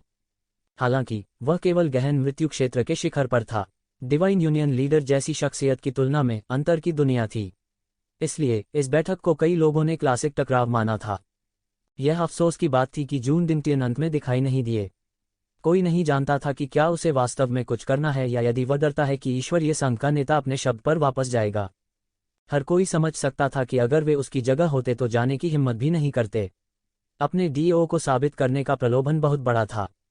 किसी के ताव को साबित करने के लिए ये पौराणिक शख्सियतें पागलों की तरह थीं। एक देवता के पुनर्जन्म का उल्लेख नहीं करना, भले ही उनके सामने एक वास्तविक देवता खड़ा हो, वे उसे मारने का साहस करेंगे यदि वह अपने दाव को साबित कर सके। हालांकि अकेले इस मामले ने जून डिंगटियन को प्रसिद्ध बना दिया था। कई दिग्गज हस्तियों ने भी उन्हें निमंत्रण दिया था और उन्हें एक साथी कृषक के रूप में संबोधित किया था। उन्होंने उसका इलाज करने की हिम्मत नहीं की जैसा कि उन्होंने अन्य चोटी के गहन मृत्यु क्षेत्र के विशेषज्ञों के साथ किया था। इसके बजाय उन्होंने वास्तव में उसके साथ एक साथी कृषक के रूप में व्यवहार किया। कई लोगों को यह भी स्पष्ट था कि जब तक उनकी असमय मृत्यु नहीं हो जाती, तब तक उनकी भविष्य की उपलब्धियां असीमित होंगी। भले ही वह दैवीय क्लेश को पार न कर सके, वह कम से कम दिव्य संघ के नेता की तरह एक शक्तिशाली अस्तित्व होगा। ऐसे व्यक्ति के साथ अच्छे संबंध रखना स्वाभाविक रूप से सबसे अच्छा होगा। हालांकि जून डिंगटियन ने इन सभी निमंत्रणों को इस कारण से अस्वीकार कर दिया कि उन्हें एकांत में साधना करनी थी। थोड़ी देर के लिए अफसोस हुआ। ऐसा इसलिए था क्योंकि इन निमंत्रणों में अनगिनत लोगों की आशाएं थीं। सभी को उम्मीद थी कि जून डिंगटियन आगे कदम बढ़ाएंगे। यहाँ तक अगर वह केवल अपने डीओ को साबित करने और देवता बनने के रहस्य की थोड़ी सी भी घोषणा कर सकता है, तो यह उन्हें पागल करने के लिए पर्याप्त होगा। थोड़ी सी भी उम्मीद होने पर भी वे इसे जाने नहीं देना चाहते थे। यह अफसोस की बात थी कि जून डिंगटियन को यह नहीं पता था कि क्या ऐसा इसलिए था क्योंकि वह रहस्यमयी दुनिया की सभी प्रमुख ताकतों द्वारा पीछा किया गया था जिससे वह रस्सियों से डरता था। संक्षेप में, उन्होंने एकांत में साधना की और प्रकट नहीं हुए। जून डिंगटियन के अलावा young master ghost fortune, young master sky fox और अन्य भी इन 3 वर्षों में शानदार ढंग से चमके थे।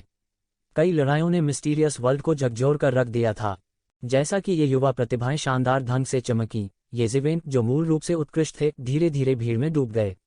हालांकि उनका पिछला युद्ध रिकॉर्ड वास्तव में बहुत चौंकाने वाला था, लेकिन यह पूरे 3 साल का था। और इन 3 वर्षों के दौरान टेंग याओयांग के गुट के लोगों ने उसे कितना भी उकसाया और डांटा, ऐसा नहीं था कि ये ज़िवेन मरा हुआ लग रहा था। जरा भी हलचल नहीं हुई। यहाँ तक जब लोगों ने कहा कि वह टेंग याओयांग से डरता है, तब भी कोई हलचल नहीं हुई। धीरे धीरे टेंग याओयांग के गुट के लोगों ने भी रुचि खो दी थी। कुछ लोगों को छोड़कर, जिन्होंने अभी भी उस पर अपना ध्यान बनाए रखा था, अधिकांश लोगों ने पहले ही अपना ध्यान दूसरों की ओर लगा दिया था। इसके बाद और भी चौंकाने वाली खबरें आईं। यंग मास्टर स्काई फॉक्स ने मिथक दायरे में प्रवेश किया था, जो युवा पीढ़ी में मिथक दायरे में प्रवेश करने वाले पहले व्यक्ति बन गए थे। एक पल के लिए रहस्यमयी दुनिया हैरान रह गई। द डेमन क्लैन, जहां यंग मास्टर स्काई फॉक्स था, वह बहुत खुश और असामान्य रूप से उत्साहित था। मिस्टीरियस वर्ल्ड में, हालांकि दानव कबीले भी एक अत्याचारी थे, जंगल की तरह एक क्षेत्र का अधिपति होना असंभव था। कबीले में मिथक क्षेत्र के विशेषज्ञों की संख्या काफी सीमित थी। एक मिथक क्षेत्र विशेषज्ञ के हर जोड़ का मतलब था कि दानव कबीले की विरासत माउंट ताई की तरह स्थिर थी। जब यह खबर फैली, यंग मास्टर स्काई फॉक्स अचानक युवा पीढ़ी में नंबर 1 व्यक्ति बन गया। उनकी लोकप्रियता पुरानी पीढ़ी के विशेषज्ञों तक पहुंच रही थी। यहां तक पुरानी पीढ़ी के विशेषज्ञ भी उनकी प्रतिभा से चकित थे। किसी ने भी यह उम्मीद नहीं की थी कि मिथक दायरे में प्रवेश करने वाला पहला व्यक्ति 5 शिष्यों में से एक नहीं, बल्कि यंग मास्टर स्काई फॉक्स होगा।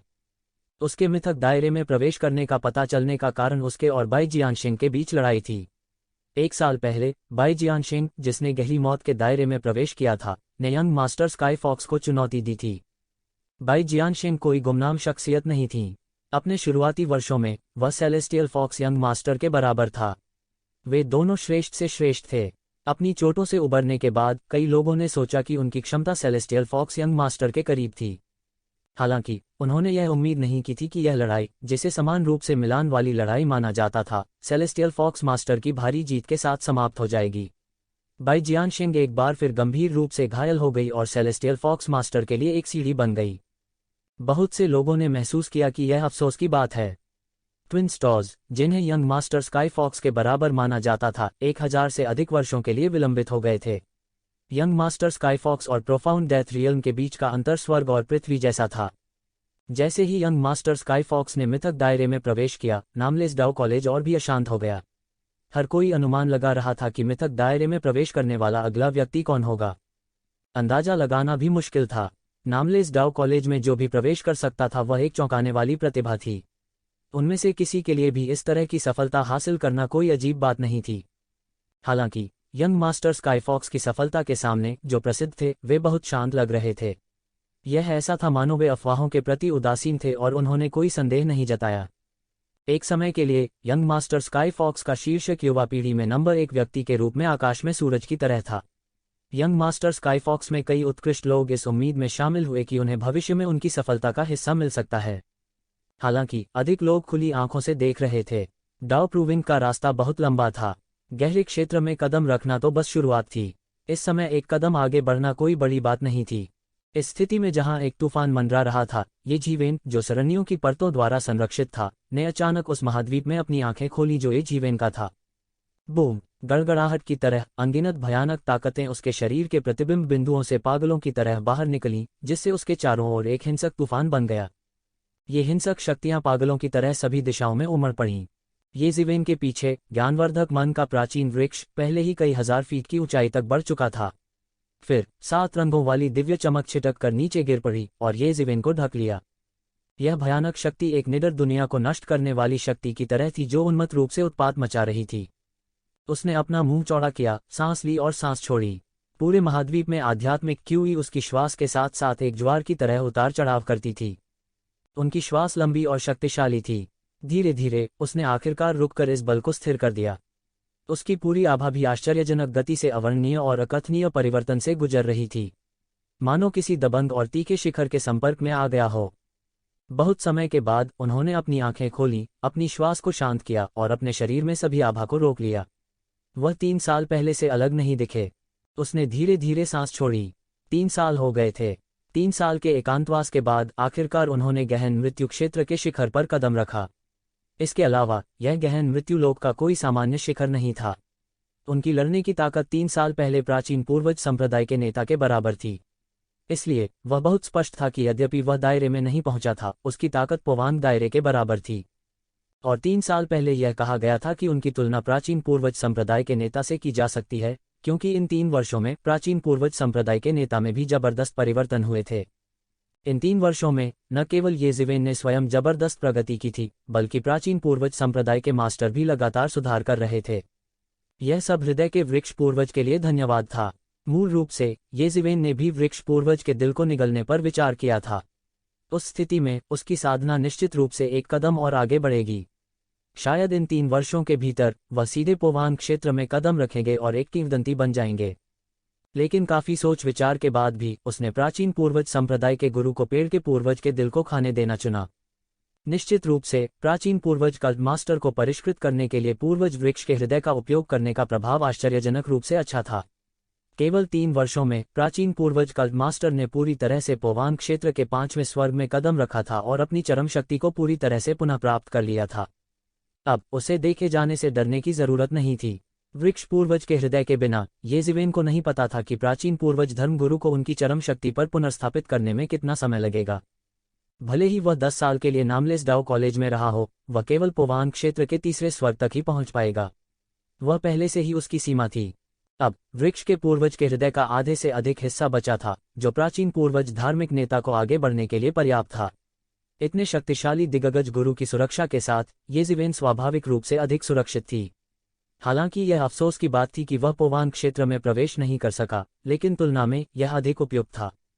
अपने बल से वह पुश्तैनी वृक्ष के हृदय को हजम नहीं कर पा रहा था।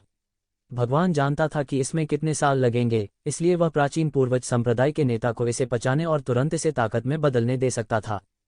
तथ्यों ने साबित कर दिया कि वह सही था। भले ही ईश्वरीय संघ का नेता व्यक्तिगत रूप से आया हो, पोवान क्षेत्र के 5वें स्तर पर एक व्यक्ति कम से कम अपने पलायन को कवर करने में सक्षम होगा। केवल अब उसके पास वास्तव में ईश्वरीय संघ के नेता के हाथों से बचने का आत्मविश्वास था। बचने के लिए उसे अपने सौभाग्य के भरोसे नहीं रहना पड़ेगा। पिछले 3 वर्षों में उनके प्रयास व्यर्थ नहीं गए थे। पहले उसने जानबूझकर दिव्य संघ के नेता से परहेज किया था। अब वह थोड़ा आराम कर सकता था। 3 साल हो गए थे। यह बाहर जाने और देखने का समय था। कुछ लोगों ने शायद आसमान को पूरी तरह से उलट दिया था। उस विचार के साथ उसने संकोच नहीं किया और उस महाद्वीप से बाहर निकल गया जिस पर वह था। चंद लम्हों में वह शून्य में ओझल हो गया था। येज़िवेन बंद दरवाजे के प्रशिक्षण से बाहर आ गई है। वह वास्तव में एकांत से बाहर आया। जासूस जो येज़िवेन पर ध्यान दे रहे थे ने जल्दी से खबर फैला दी। हालांकि येज़िवेन की उपस्थिति सिर्फ एक झलक थी, यह सभी के लिए पर्याप्त थी। 3 साल हो गए थे। पूरे 3 साल ने कई लोगों के धैर्य को खत्म कर दिया था, लेकिन इसने कई लोगों को इसके लिए तत्पर भी कर दिया था। येज़िवेन की पिछली स्थिति को देखते हुए वह स्पष्ट रूप से ऐसा व्यक्ति नहीं था जो परेशानी से डरता था, लेकिन पिछले 3 वर्षों में चाहे तेंग याओयांग ने उसे कितना भी डांटा हो, वह उदासीन था, जाहिर तौर पर कुछ योजना बना रहा था। दूसरे शब्दों में, वह किसी चीज की तैयारी कर रहा था। और अब येज़िवेन के बंद दरवाजे के प्रशिक्षण से बाहर आते ही सब कुछ सामने आ जाएगा। येज़िवेन ने मोर्चा संभाला और उस महाद्वीप में गई जहां बाई जियानशिंग रह रही थी।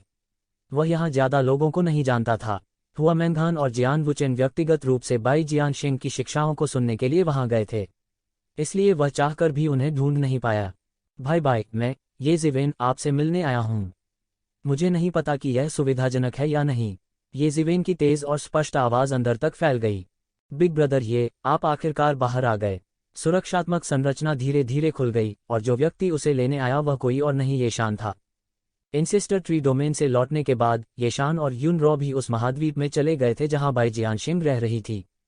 येज़िवेन ने येशान पर एक नज़र डाली।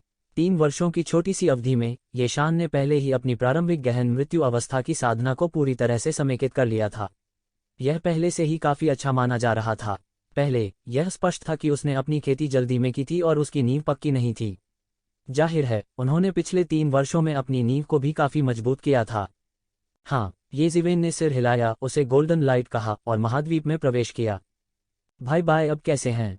तू ज़िवेन ने पूछा। पिछले 3 वर्षों में हालांकि वह बंद कमरे में प्रशिक्षण ले रहा था, फिर भी वह बाहरी दुनिया से पूरी तरह अनभिज्ञ नहीं था, जिसमें टेंग याओयांग के लोगों का कोलाहल और स्वर्गीय फॉक्स प्रिंस द्वारा बाई जियानशिंग के घायल होने का मामला शामिल था। यह सिर्फ इतना था कि वह बंद कमरे में प्रशिक्षण की गंभीर स्थिति में था, इसलिए वह प्रतिक्रिया नहीं दे सका। इस बार भाई बाई की चोटें और भी गंभीर हैं, येशान ने आह भरते हुए कहा। द हेवनली फॉक्स प्रिंस की मार्शल आर्ट बहुत शक्तिशाली और बहुत अजीब है। जब उसे बचाया गया, वह लगभग अपने जीवन के अंत में था। पिछले कुछ वर्षों में उन्होंने धीरे धीरे अपनी कुछ जीवन शक्ति वापस पा ली है। सौभाग्य से इस बार भाई बाई की दाव नींव क्षतिग्रस्त नहीं हुई। जब तक वह कुछ और सालों तक ठीक हो जाता है वह ठीक रहेगा। यह सुनकर येशिवेन ने तुरंत राहत की सांस ली। चूंकि डाव फाउंडेशन क्षतिग्रस्त नहीं हुआ था इसलिए सब कुछ बहुत आसान हो जाएगा। जहां तक उसके भौतिक शरीर पर लगी चोटों की बात है, भले ही वह उसकी आत्मा के लिए ही क्यों न हो, उसे विश्वास था कि मानव कबीले के वित्तीय संसाधनों से वे उसे ठीक करने में सक्षम होंगे। डाव फाउंडेशन को लगी चोटों के बारे में कहना मुश्किल था। हालांकि बाई जियानशिंग ने एक मिथक क्षेत्र विशेषज्ञ को पीक प्रोफाउंड डेथ रियलम की ताकत से चुनौती दी थी। यहां तक अगर वह केवल मिथक क्षेत्र में प्रवेश करता तो उसे भाग्यशाली माना जा सकता था कि वह बच गया। जब तक डाव फाउंडेशन क्षतिग्रस्त नहीं होता है तब तक वह 2 साल तक ठीक होने के बाद स्वाभाविक रूप से ठीक हो जाएगा। यह ठीक है, येशिवेन ने सिर हिलाया और सहमति में कहा। जैसे ही दोनों ने बात की वे पहले ही महाद्वीप के केंद्र में एक विशाल महल में आ चुके थे। जब वे अंदर गए तो उन्होंने देखा कि पूरा महल बहुत विशाल था। येशिवेन के आने की खबर मिलने के बाद बाई जियानशिंग पहले ही महल की मुख्य सीट पर बैठ चुकी थी। उसके बगल में युनरॉ थी जो ध्यान से उस पर नजर रख रही थी। भाई, ये तुम्हें 3 साल से नहीं देखकर तुम पहले से भी ज्यादा सुंदर हो गए हो। जाहिर है कि तुम्हारी साधना में सुधार हुआ है। बधाई हो, बधाई हो। बाई जियानशिंग ने वीर हंसी के साथ कहा। कोई यह नहीं बता सकता था कि वह गंभीर रूप से घायल हो गया था। हालांकि येशिवेन देख सकती थी कि बाई जियानशिंग जाहिर तौर पर थोड़ा कमजोर था। बात बस इतनी थी कि वह हमेशा से ही वीर थे, इसलिए लोगों ने उनके कमजोर शरीर पर ज्यादा ध्यान नहीं दिया। थोड़ा सुधार हुआ है, लेकिन भाई बाई की चोटों के बारे में क्या? येशिवेन ने बाई जियानशिंग पर नजर डाली और सीधे मुद्दे पर आ गईं। यह कोई बड़ी बात नहीं है, ये सभी छोटी छोटी चोटें हैं। सौभाग्य से इस बार मेरा डाव फाउंडेशन क्षतिग्रस्त नहीं हुआ, अन्यथा यह परेशानी होगी। बाई जियानशिंग जोर से हंस पड़ी। ऐसा लग रहा था कि उसे बिल्कुल भी परवाह नहीं है। वह बेहद खुले विचारों वाला था। भाई बाई, तुम अभी भी कह रही हो कि तुम ठीक हो? तुमने हमें लगभग डरा दिया था। तुम एक दीपक की तरह लग रहे थे जिसका तेल खत्म हो गया था। मुझे नहीं पता कि तुम्हारे जीवन को बचाने के लिए कितने स्वर्गीय खजाने का उपयोग किया गया था, लेकिन अब आप कह रहे हैं कि आप ठीक हैं। यूं रूह फटकारे बिना न रह सकी। क्या मैं अब ठीक नहीं हूं? बाई जियानशिंग ने अपना हाथ लहराया और कहा, मेरा डाव फाउंडेशन क्षतिग्रस्त नहीं हुआ है, इसलिए यह कोई बड़ी बात नहीं है। कैसे यह कोई बड़ी बात नहीं है? भाई बाई ने अपने डाव फाउंडेशन को नुकसान नहीं पहुंचाया, लेकिन उन्होंने अपने जीवनकाल को जला दिया। उसने अपने जीवनकाल के हजारों वर्ष खो दिए। येशान ने तुरंत कहा। जीवन के हजारों साल जला दिया। येशिवेन कुछ अवाक रह गई। यह कहने की आवश्यकता नहीं थी कि एक तकनीक की शक्ति जिसमें किसी की जीवन शक्ति को जलाना शामिल था बहुत दुर्जय थी। उनके पास स्वयं एक तकनीक थी जो स्वर्ग और पृथ्वी की दीर्घायु के समान थी। हालांकि किसी के जीवन काल के कुछ हजार वर्षों को जलाने में सक्षम होना कोई छोटी कीमत नहीं थी। जब तक कोई आत्मज्ञान प्राप्त नहीं करता तब तक मानव जाति का जीवनकाल केवल 10,000 वर्ष का होगा। हालांकि उसने इसे अपनी आंखों से नहीं देखा था, फिर भी वह अनुमान लगा सकता था कि यह युद्ध कितना तीव्र था। मैं इसमें मदद नहीं कर सकता, मेरी ताकत पर्याप्त नहीं है। बाई जियानशिंग ने कुछ हद तक आत्महीन मुस्कान के साथ कहा, ऐसा लगता है कि मैंने अपनी क्षमताओं को कम करके आंका। मैंने हजारों साल जला दिए, लेकिन मैं केवल उसे गंभीर रूप से घायल करने में कामयाब रहा। इसके अलावा उन्होंने यह उम्मीद नहीं की थी कि मैं सब कुछ करूंगा, इसलिए उन्होंने जीत हासिल की। ऐसा नहीं है। यदि घृणित स्वर्गीय फॉक्स मास्टर ने इस तथ्य को नहीं छुपाया होता कि वह पहले से ही पौराणिक क्षेत्र में प्रवेश कर चुका था तो यह लड़ाई उचित नहीं होती। युनरॉ ने कहा, बाहरी दुनिया सोचती है कि भाई बाई ने अपनी क्षमताओं को कम करके आंका और उसे चुनौती दी। एक द्वंद्वयुद्ध के लिए स्वर्गीय फॉक्स मास्टर। लेकिन सच्चाई यह है कि भाई बाई को हेवनली फॉक्स मास्टर से उकसावे का सामना करना पड़ा और वे उससे लड़ने गए। वह एक घृणित खलनायक है। उन्हें स्पष्ट रूप से डर था कि भाई बाई एक बार फिर उनके लिए खतरा बन जाएंगे, इसलिए उन्होंने ऐसा घिनौना तरीका इस्तेमाल किया। उद्धरण चिन्ह। अब ये कहने से क्या फायदा, घाटा ही घाटा। हालांकि डाव की पुष्टि का मार्ग लंबा और अंतहीन है, तो एक अस्थायी जीत या हार कुछ भी नहीं है। उद्धरण चिन्ह। युनरॉ और येशान ने उसके लिए गुस्सा महसूस किया, लेकिन बाई जियानशिंग खुद खुले विचारों वाली थीं। हा, भाई बाई को इस तरह देखकर मुझे राहत मिली है। देव की पुष्टि का मार्ग सैकड़ों प्रतिस्पर्धी नौकाओं और आगे बढ़ने के लिए होड़ से भरा हुआ है। एक अस्थायी जीत या हार कुछ भी नहीं है। यह रास्ता अभी भी बहुत लंबा है। येशिवेन ने जोर से हंसते हुए कहा। जो मुझे सबसे अच्छी तरह जानता है वह भाई ये है। बाई जियानशिंग भी बेहद बेफिक्र महसूस करते हुए जोर से हंस पड़ीं। वैसे भी मुझे समझ नहीं आ रहा है कि आप किस बारे में बात कर रहे हैं, लेकिन स्वर्गीय फॉक्स मास्टर वास्तव में नीच हैं। उन्होंने भाई बाई को अपने डाओ चर्चा सम्मेलन में आमंत्रित किया। वह वास्तव में बेशर्म है। पहले उसने भाई बाई को लगभग मार डाला और अब उसके पास निमंत्रण भेजने की हिम्मत है। भाई बाई, क्या तुम सच में जाना चाहती हो? युन रॉ ने चिंतित अभिव्यक्ति के साथ बाई जियानशिंग को देखा। अगर उसने निमंत्रण भेजने की हिम्मत की तो मैं जाने की हिम्मत क्यों नहीं करूंगा? बाई जियानशिंग की आंखों में एक तेज नजर आ गई। वह निडर था, लेकिन इसका मतलब यह नहीं था कि वह एक अच्छे मिजाज का व्यक्ति था।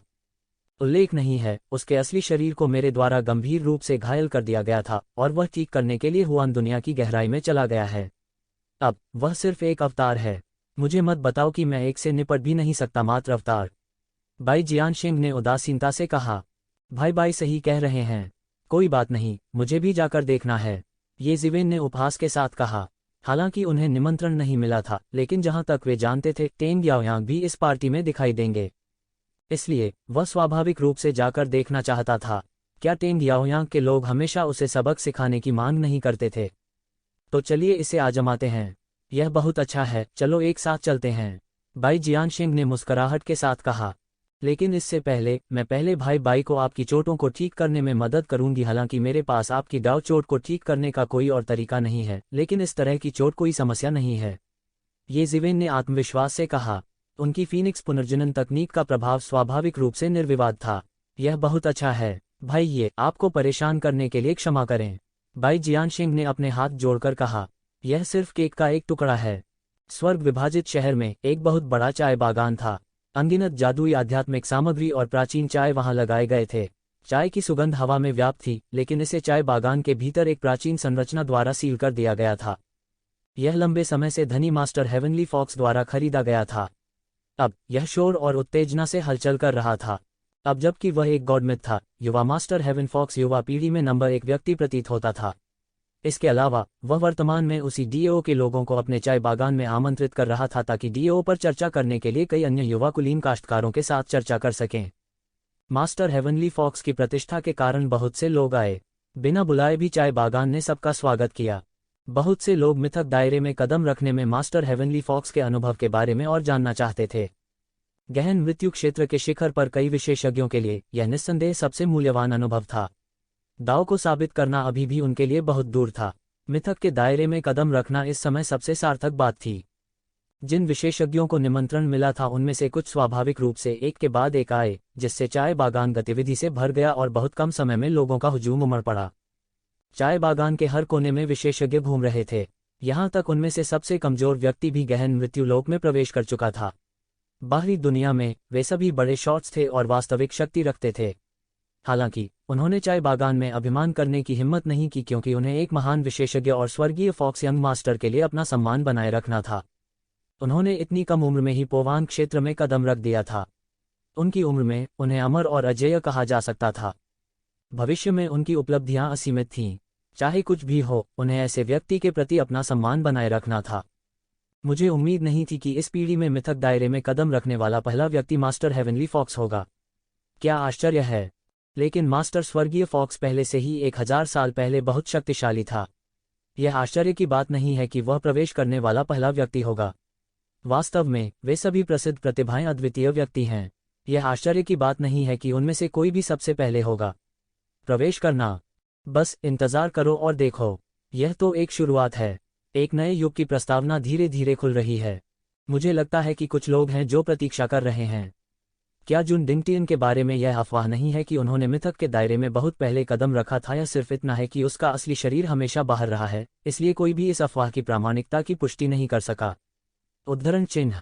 ये लोग सरल नहीं हैं। इनमें से कोई भी एक अद्वितीय व्यक्ति है। चाय बागान में सब जोश से चर्चा कर रहे थे। भले ही वे समान साधना स्तर पर हों, फिर भी उनके बीच एक बड़ा अंतर था। मुझे नहीं पता कि ये जिवेन अब कैसी है। 3 साल से कोई खबर नहीं आई है। क्या वह वास्तव में टेंग याओयांग से डरता है? यह स्वाभाविक रूप से असंभव है। ये जिवेन ने डिवाइन एलायंस की हेवन वेस्टलैंड बैटल टीम के सदस्यों का वध करने का भी साहस किया। वह टेंग याओयांग से क्यों डरेगा? जब तक टेंग याओयांग ने मिथक के दायरे में कदम नहीं रखा है, ये जिवेन की ताकत निश्चित रूप से उसे दबाने के लिए पर्याप्त है। ऐसा कहा जाता है कि बंद दरवाजे के प्रशिक्षण में वह एक उच्च क्षेत्र में पहुंच गया है। जब वह फिर से बाहर आता है, मुझे डर है कि वह एक ऐसे दायरे में पहुंच गया होगा जिसे हम केवल देख सकते हैं। किसी ने विलाप किया, यह ये जिवेन कौन है जिसके बारे में आप बात कर रही हैं? क्या यह बहुत शक्तिशाली है? पुराने प्राचीन वस्तुओं में से एक ने हैरान भाव से पूछा। वह प्राचीन वस्त्र पहने हुए था और यह बताना असंभव था कि वह किस युग से था। भाई, आप अभी एकांतवास से बाहर आए होंगे, है ना? किसी ने मुस्कुराते हुए बूढ़े से पूछा। यह सच है, लेकिन तुम कैसे जानते हो? पुराने एंटीक ने इससे इनकार नहीं किया और सिर हिलाया। इस तरह का बंद कमरे में प्रशिक्षण योद्धाओं के बीच बहुत आम था। एक बंद दरवाजे के प्रशिक्षण के लिए सैकड़ों या हजारों वर्षों तक चलना सामान्य था। यह बहुत सामान्य है। ये जीवेन केवल कुछ वर्षों के लिए प्रमुखता से बढ़ी है। अगर वह बंद दरवाजे के प्रशिक्षण में नहीं होता तो उसने कमोबेश अपना नाम सुना होता। किसी ने कहा, अगर ऐसा है तो उसे बहुत प्रसिद्ध होना चाहिए। पिछले कुछ वर्षों में मैंने उसके बारे में क्यों नहीं सुना? बूढ़ा प्राचीन पूछता रहा। इसमें अजीब क्या है? हालांकि वह बेहद शक्तिशाली है। बेनाम दाव कॉलेज खुलने वाला है। विभिन्न दुनियाओं से कई प्रतिभाएं एकत्रित होंगी और थोड़ी देर के लिए चकाचौंध करेंगी।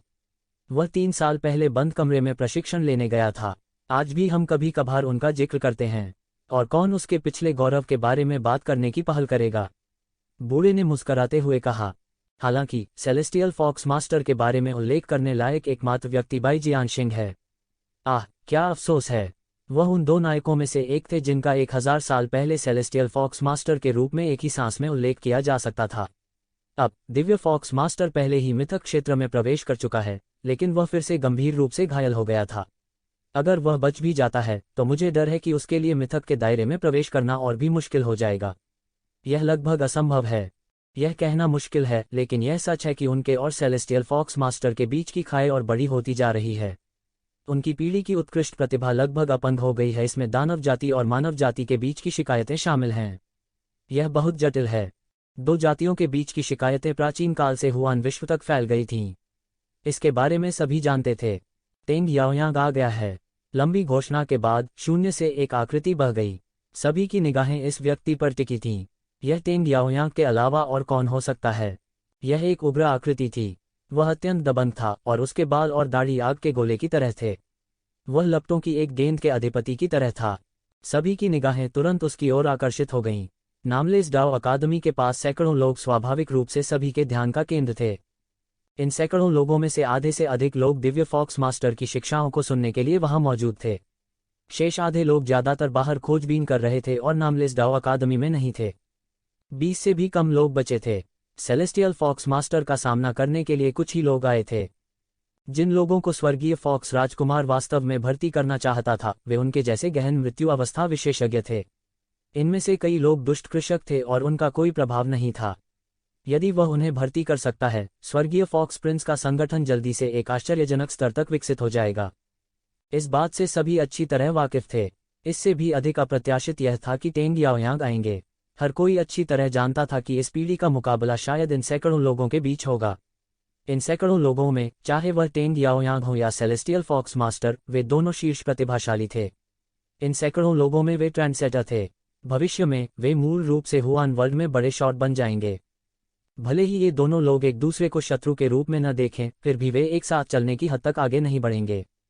किसी ने भी यह उम्मीद नहीं की थी कि तेंग याओयांग वास्तव में सेलेस्टियल फॉक्स मास्टर का सामना करेंगे और व्यक्तिगत रूप से आएंगे। ऐसा लगता है कि एक पौराणिक विशेषज्ञ का चेहरा वास्तव में महत्वपूर्ण है। यहाँ तक तेंग याओयांग को भी आने के लिए खुद को नीचे करना पड़ता है। किसने पहले कभी तेंग याओयांग को किसी का चेहरा देते हुए सुना है?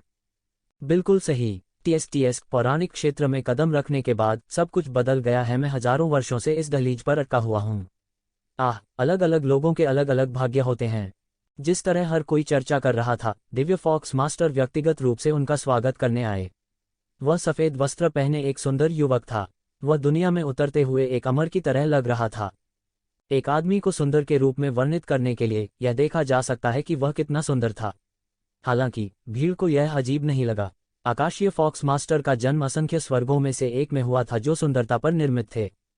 आकाशीय लोमड़ी कबीले की महिलाएं उन कुछ कुलों में से एक थीं जिनकी तुलना असुर कबीले की महिलाओं से की जा सकती थी। पुरुष भी शीर्षस्थ सुंदर पुरुष थे। असंख्य स्वर्गों में लोमड़ी की आत्माओं के बारे में कई किंवदंतियां थीं। लोमड़ी की आत्माओं के बारे में पुरुष और महिला दोनों किंवदंतियां थीं। एक सामान्य दाव चर्चा चाय पार्टी में तेंग याओयांग के अलावा कोई और नहीं था जो सेलेस्टियल फॉक्स मास्टर का व्यक्तिगत रूप से स्वागत कर सके। इस बार यह मुख्य रूप से दोनों के बीच आदान प्रदान पर निर्भर करता है। आकाशीय फॉक्स मास्टर पहले ही पौराणिक दायरे में कदम रख चुका है और तेंग याओयांग शायद इससे दूर नहीं है। इन दो आंकड़ों के लिए बैठकर डीएओ पर चर्चा करने का अवसर कुछ ऐसा नहीं है जिसे छोड़ा जा सकता है। अचानक भीड़ में भगदड़ मच गई। चाय बागान के प्रवेश द्वार पर भीड़ के सामने कुछ आकृतियां दिखाई दी, जिससे हंगामा मच गया। सबसे आगे चल रहे व्यक्ति ने हरे रंग का लहंगा पहना हुआ था। उनकी नाजुक विशेषताएं थीं और एक अलग तरह का आत्मविश्वास था। ये जीवेन के अलावा और कौन हो सकता है? सभी में खलबली मच गई। जो लोग ये नहीं जानते थे कि येजीवेन को भी इस तरह के एक शक्तिशाली साथी के अस्तित्व के बारे में मौखिक रूप से पता चला था। टेंग याओयांग का गुट 3 साल से संघर्ष कर रहा था, जिससे कई लोग उसे जान सके। इसके अलावा एकांत में जाने से पहले येजीवेन की उपलब्धियों को आश्चर्यजनक और गौरवशाली कहा जा सकता है। कई लोगों ने कहा कि भले ही उन्होंने पिछले 3 वर्षों में कोई प्रगति नहीं की हो, फिर भी उन्हें नामलेस डाओ कॉलेज में एक शीर्ष विशेषज्ञ माना जाता था, जहां विशेषज्ञ बादलों की तरह आम थे। वह निश्चित रूप से शीर्ष पर खड़े कुछ लोगों में से एक थे। केवल यही पहचान सेलेस्टियल फॉक्स मास्टर और टेंग याओयांग से कमतर नहीं थी। इसके अलावा उसके और टेंग याओयांग के बीच का मामला लगभग उस बिंदु पर पहुंच गया था जहां हर कोई इसके बारे में जानता था। कई लोग दोनों पक्षों के बीच भिड़ंत देखने के लिए इंतजार कर रहे थे। बाई जियानशिंग, जो उसके पीछे खड़ी थी, कोई साधारण व्यक्ति नहीं थी। हालांकि हेवनली फॉक्स यंग मास्टर के हाथों उन्हें करारी हार का सामना करना पड़ा था, फिर भी वे एक योग्य शीर्ष विशेषज्ञ थे। गहन मृत्यु अवस्था के शिखर पर साधारण विशेषज्ञ उसका मुकाबला नहीं कर सकते थे। यह हर किसी को एक अलग नजरिए से देखने के लिए काफी था। आखिरकार, जहां तक जानते थे, कोई भी ऐसा नहीं था जो सेलेस्टियल फॉक्स मास्टर का मुकाबला कर सके। गहन मृत्यु क्षेत्र के चरम पर एक अस्तित्व के रूप में उसने सेलेस्टियल फॉक्स मास्टर जैसे एक पौराणिक विशेषज्ञ को गंभीर रूप से घायल कर दिया था। यह पहले से ही एक महान उपलब्धि थी। हार भी गए तो कोई बात नहीं। आखिरकार, भविष्य में अभी भी एक लंबा रास्ता तय करना था। यह कहना मुश्किल था कि भविष्य में कौन जीतेगा और कौन हारेगा। इन दोनों लोगों के यहाँ एक साथ आने का क्या उद्देश्य था? सेलेस्टियल फॉक्स मास्टर और टेंग याओयांग के आंकड़े अचानक सभी के दिमाग में आ गए। येजीवेन और टेंग याओयांग, बाई जियानशिंग और सेलेस्टियल फॉक्स मास्टर। कहा जा सकता है कि दोनों पक्षों के बीच मनमुटाव सभी को पता है। इस बार कई लोगों ने गुप्त रूप से अनुमान लगाया कि टेंग याओयांग ने दिव्य फॉक्स मास्टर के निमंत्रण को स्वीकार कर लिया है। यह येजीवेन और बाई जियानशिंग के घनिष्ठ संबंधों के प्रभाव के कारण हो सकता है। क्या यह नहीं कहा गया था कि बाई जियानशिंग गंभीर रूप से घायल हो गई थी और अपने जीवन के अंत में थी? ऐसा क्यों लगता है कि उसने अपने जीवन काल को समाप्त नहीं किया है? आखिरकार, मैंने इसे अपनी आंखों से नहीं देखा। अफवाहें आखिरकार सिर्फ अफवाहें हैं, चूंकि ये दोनों आ गए हैं चाय बागान में, ये दोनों इनसे कैसे निपटेंगे? भाई टेंग, ऐसा लगता है कि जिस व्यक्ति की आप प्रतीक्षा कर रहे हैं वह यहाँ है। आकाशीय फॉक्स चाइल्ड ने टेंग याओयांग पर नजर डाली और कहा, यह काया अंत में बाहर आ गया है। टेंग याओयांग ने उपहास किया, लेकिन मुझे डर है कि तुमने बाई जियानशिंग के व्यक्तिगत रूप से आने की उम्मीद नहीं की थी। क्या तुम मेरे साथ आना चाहती हो? चलो साथ चलते हैं। यद्यपि दिव्य फॉक्स चाइल्ड सुंदर था, वह एक अत्यंत सीधा व्यक्ति भी था। उनमें से 4 स्वर्ग के शीर्ष गौरवशाली व्यक्ति थे। इस समय दोनों पक्ष चाय बागान की गहराई में मिले।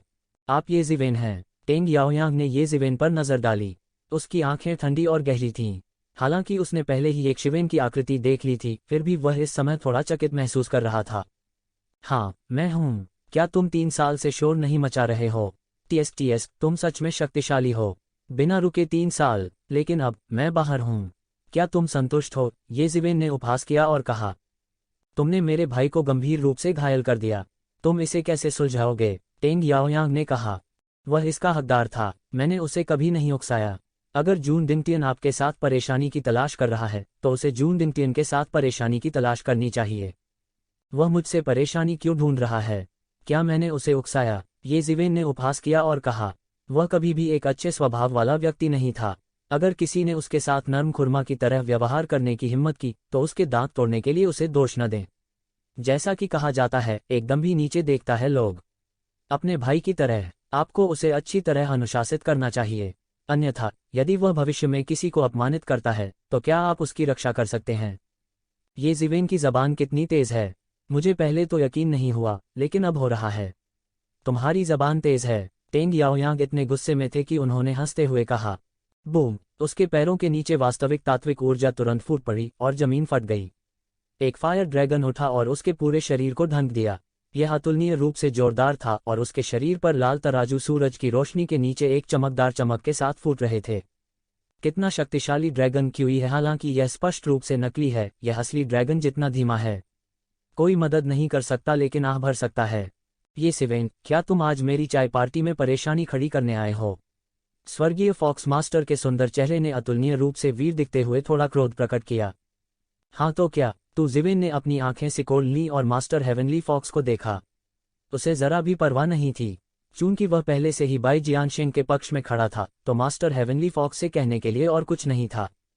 इसके अलावा बाई जियानशिंग ने भी समझा कि स्वर्गीय फॉक्स राजकुमार एक सुंदर सज्जन व्यक्ति की तरह दिखता था, लेकिन वास्तव में वह एक भयावह खलनायक था। ऐसा व्यक्ति उसके साथ मित्रता करने के योग्य नहीं था। अच्छा अच्छा अच्छा, तुम्हारी हिम्मत कैसे हुई? हेवनली फॉक्स मास्टर इतना गुस्से में था कि वह हंसने लगा। वह ये जिवेन से पूरी तरह से गुस्से में था। किसी ने कभी मुझे इस तरह भड़काने की हिम्मत नहीं की। स्वर्गीय फॉक्स के मास्टर ने उपहास किया और कहा, फिर मुझे देखने दो कि तुम क्या करने में सक्षम हो, मेरी दाव चर्चा चाय पार्टी को बाधित करने की हिम्मत रखने के लिए। शुआ। ऐसा कहने के बाद स्वर्गीय फॉक्स मास्टर ने एक कदम आगे बढ़ाया। वह एक दिव्य प्राणी की तरह शिष्ट था और तुरंत एक शिवेन के सामने आ गया। उनकी मुद्रा सुंदर थी, लेकिन उनकी चालें अतुलनीय रूप से तेज और भयंकर थीं। वह सीधे येजिवेन के गले में जा घुसा, उसे एक झटके में मारने का इरादा किया। येजिवेन को अचानक उस पतली सफेद हथेली से एक आश्चर्यजनक खतरा महसूस हुआ। यह स्वर्गीय फॉक्स मास्टर की हथेली में परिवर्तित होने की शक्ति थी। इसका जरा सा भी हिस्सा जारी नहीं किया गया था। देखने में यह साधारण था, लेकिन आसमान में चकाचौंध करने वाले दृश्य से कहीं ज्यादा खतरनाक था। उस स्थान को देखें जहां उसकी हथेली ने स्पर्श किया, शून्य तुरंत बिखर गया। क्योंकि यह इतनी चौंकाने वाली ताकत का सामना करने में असमर्थ था, यह केवल पूरी तरह से चकनाचूर हो सकता था। एक के बाद एक सबका रंग बदलता गया। वे इस आश्चर्यजनक शक्ति को महसूस कर सकते थे। वे उत्तराधिकार में कुछ कदम पीछे हट गए, लेकिन इस समय वो हाथ पहले ही येजिवेन के सामने आ चुका था। येजिवेन घबराई नहीं और पीछे नहीं हटी। वह बस बिजली की तरह निकला और सीधे मुंह से उस पर बमबारी की। येजिवेन आकाशीय लोमड़ी राजकुमार की तरह थी। उसने अपनी सारी शक्ति मुट्ठी में समेट ली थी, अन्यथा किसी शहर का पलक झपकते ही डूब जाना सामान्य बात होती। टकराना, गड़गड़ाहट, जोरदार टक्कर की आवाज सुनाई दी। ऐसा लग रहा था कि दोनों हाथ सामान्य तरीके से टकरा गए हों, लेकिन इसने एक तूफानी समुद्र खड़ा कर दिया। केंद्र के रूप में टक्कर के बिंदु के साथ एक विशाल बवंडर का गठन किया गया था, और एक आश्चर्यजनक गति के साथ यह आकाश में बादलों को लुढ़का और फैल गया।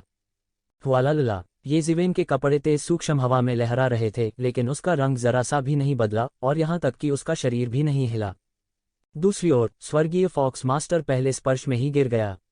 वह तेजी से पीछे की ओर उड़ गया, और कुछ कदम पीछे हटने के बाद वह मुश्किल से अपने शरीर की भयानक शक्ति को दूर कर पाया। उसके पैरों ने सीधे असीम शून्य को चकनाचूर कर दिया, और यह पिच ब्लैक स्क्रीन के एक बड़े टुकड़े की तरह लग रहा था, जो बहुत भयानक लग रहा था। येजिवेन के मुंह से तिरस्कारपूर्ण मुस्कान आ गई और कहा, यदि आपका वास्तविक शरीर यहाँ होता तो मुझे कुछ दिलचस्पी होती, लेकिन एकमात्र अवतार वास्तव में मेरे सामने कोलाहल करने का साहस करता है। मुझे लगता है कि आप जीने से थक गए हैं, येजिवेन ने कहा, और अचानक अपने पैर पटक दिए। उसका पूरा शरीर तुरंत गायब हो गया, और जब वह फिर से प्रकट हुआ तो उसने सीधे अंतरिक्ष को खोल दिया और सीधे स्वर्गीय फॉक्स मास्टर पर हमला कर दिया। उल्का विस्फोट। येजिवेन जोर से चिल्लाई और सीधे एक मुक्का मारा। सारी सुनहरी मुट्ठी ऊर्जा उसकी मुट्ठी पर संघनित हो गई, और फिर एक साथ जमकर विस्फोट हुआ, सीधे स्वर्गीय फॉक्स मास्टर के शरीर पर बमबारी की। एक चौंकाने वाली शक्ति ने अंतरिक्ष को विकृत कर दिया, और स्वर्गीय फॉक्स मास्टर के शरीर पर तुरंत विस्फोट हो गया। स्वर्गीय फॉक्स मास्टर प्रतिक्रिया भी नहीं कर सकता था, या दूसरे शब्दों में, येजिवेन की गति इतनी तेज थी कि कोई भी प्रतिक्रिया नहीं कर सकता था। गहन मृत्यु क्षेत्र के चरम पर उन विशेषज्ञों का उल्लेख नहीं करना, यहां तक स्वर्गीय फॉक्स मास्टर बिल्कुल भी प्रतिक्रिया नहीं कर सकता था और सीधे हमले से प्रभावित हुआ था। टकराना। उसका पूरा शरीर शून्य में फट गया, और एक विशाल मशरूम बादल धीरे धीरे शून्य में उड़ गया। हिस। सभी ने ठंडी हवा की सांस ली। इसके अलावा वास्तव में चुप्पी का एक खिंचाव था, क्योंकि किसी ने भी उम्मीद नहीं की थी कि दोनों के बीच की लड़ाई येजिवेन की पूरी जीत के साथ समाप्त होगी। हालांकि येजिवेन का 3 साल पहले हेवन वेस्टलैंड बैटल टीम का वध करने का रिकॉर्ड था, हेवनली फॉक्स मास्टर साधारण कैसे हो सकता है? हालांकि यह केवल एक डॉपेलगैंगर था, न कि यहाँ उनका असली शरीर। ताकत के मामले में वे डरते थे कि 3 साल पहले हेवन वेस्टलैंड बैटल टीम के अभिजात वर्ग की तुलना में वे येजिवेन की अत्याचारी ताकत की पूरी तरह से कल्पना कर सकते थे। कुछ लोगों ने कहा कि भले ही उसने 3 साल में कोई प्रगति नहीं की, फिर भी वह एक शीर्ष विशेषज्ञ होगा, लेकिन ऐसा लगता है कि उसने 3 साल में कोई प्रगति नहीं की। अगर कोई ऐसा कहता तो भी उन्हें विश्वास नहीं होता। यह कोई प्रगति नहीं थी। यह संभावना थी कि इन 3 वर्षों में येजिवेन की ताकत में चौंकाने वाले स्तर तक सुधार हुआ था। इससे सभी को ठंडी हवा की सांस लेनी पड़ी।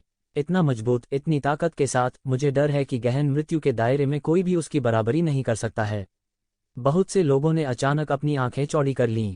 3 साल पहले येज़िवेन केवल 5 सम्राटों की मदद से हेवन वेस्टलैंड पैलेस के 3 विशेषज्ञों के खिलाफ लड़ने में सक्षम थी और मार्शल आर्ट्स अवतार के साथ भी जुड़ी हुई थी। अब लगभग बिना किसी अन्य संवर्धन के उसकी युद्धक शक्ति 3 साल पहले की तुलना में पहले से ही बहुत अधिक अत्याचारी थी। कोई कल्पना कर सकता है कि वह अब कितना अत्याचारी था। यहाँ तक टेंग याओयांग भी उसे समय पर नहीं बचा सके, या यूं कहें कि उसने यह भी उम्मीद नहीं की थी कि येज़िवेन के सामने स्वर्गीय फॉक्स मास्टर इतना कमजोर होगा। उसका चेहरा गंभीर होने लगा। येज़िवेन ने ऐसा अभिनय किया जैसे कुछ हुआ ही न हो और धीरे धीरे अपनी शक्ति वापस ले ली। वह बाई जियानशेंग की ओर मुड़ा और मुस्कुराते हुए बोला, यह कैसा है भाई बाई, मैंने आपको अपना गुस्सा निकालने में मदद की। हा, यह इसके लायक है। बाई जियानशेंग जोर से हंस पड़ी। अभी उसे जो सदमा लगा वह औरों से कम नहीं था। हालांकि उसने कुछ साल पहले येज़िवेन की धरती को तोड़ देने वाली ताकत देखी थी, वह यह भी जानता था कि स्वर्गीय फॉक्स मास्टर का हमशक्ल भी येज़िवेन के साथ कुछ नहीं कर पाएगा और यहाँ तक उसके द्वारा दबा भी दिया जा सकता है। लेकिन फिर भी उन्होंने लड़ाई इतनी आसान होने की उम्मीद नहीं की थी। यह पूरी तरह से एक तरफा नरसंहार था। लेकिन वह किस तरह का व्यक्ति था? हालांकि उसे इसकी उम्मीद नहीं थी, लेकिन वह जल्दी ही सदमे से उबर गया और बेहद बेफिक्र महसूस करने लगा। हालांकि उन्होंने व्यक्तिगत रूप से कोई कार्रवाई नहीं की, फिर भी वे अपने पुराने प्रतिद्वंद्वी को इतना बड़ा नुकसान होते देख असाधारण रूप से खुश थे। प्रोफाउंड डेथ रियलम के शिखर पर एक डोपेलगैंगर कुछ ऐसा नहीं था जिसे लापरवाही से खो दिया जा सके। इसे खोना दुखदायी होगा। शून्य में आकाशीय फॉक्स चाइल्ड की मूल आत्मा, जिसे टुकड़ों में उड़ा दिया गया था, धीरे धीरे फिर से संघनित हो गई। उनका वह सुंदर चेहरा अतुलनीय रूप से भद्दा था। उसे वास्तव में येज़िवेन ने एक ही चाल में उड़ा दिया था और उसके पास प्रतिक्रिया करने का समय भी नहीं था। यह बस एक बड़ा अपमान था। भले ही यह सिर्फ एक हमशक्ल था, फिर भी येज़िवेन द्वारा नष्ट कर दिया गया था। कोई बहाना नहीं था। वह फिर से संघनित हुआ, लेकिन पहले की तुलना में उसकी आभा पूरी तरह से कमजोर हो गई थी। मूल रूप से वह गहन मृत्यु क्षेत्र के शिखर पर एक अस्तित्व था, लेकिन अब वह गहन मृत्यु क्षेत्र को बनाए भी नहीं रख सकता था। अगर येज़िवेन ने फिर से उस पर हमला किया तो वह शायद मौके पर ही भाग जाएगा। येज़िवेन, उसने दांत पीसकर कहा। उसकी आंखें अतुलनीय आक्रोश से भर गईं। इससे पहले उन्हें इतना बड़ा नुकसान कभी नहीं हुआ था। इसके अलावा उसे एक ऐसे व्यक्ति द्वारा पीटा गया जिसे उसने कभी गंभीरता से नहीं लिया था। यह एक लेजेंड विशेषज्ञ के लिए एक गहन मृत्यु क्षेत्र विशेषज्ञ के हाथों पीड़ित होने के लिए पर्याप्त था। बाई जियानशिंग ने एक बार इसका अनुभव किया था और वह काफी था।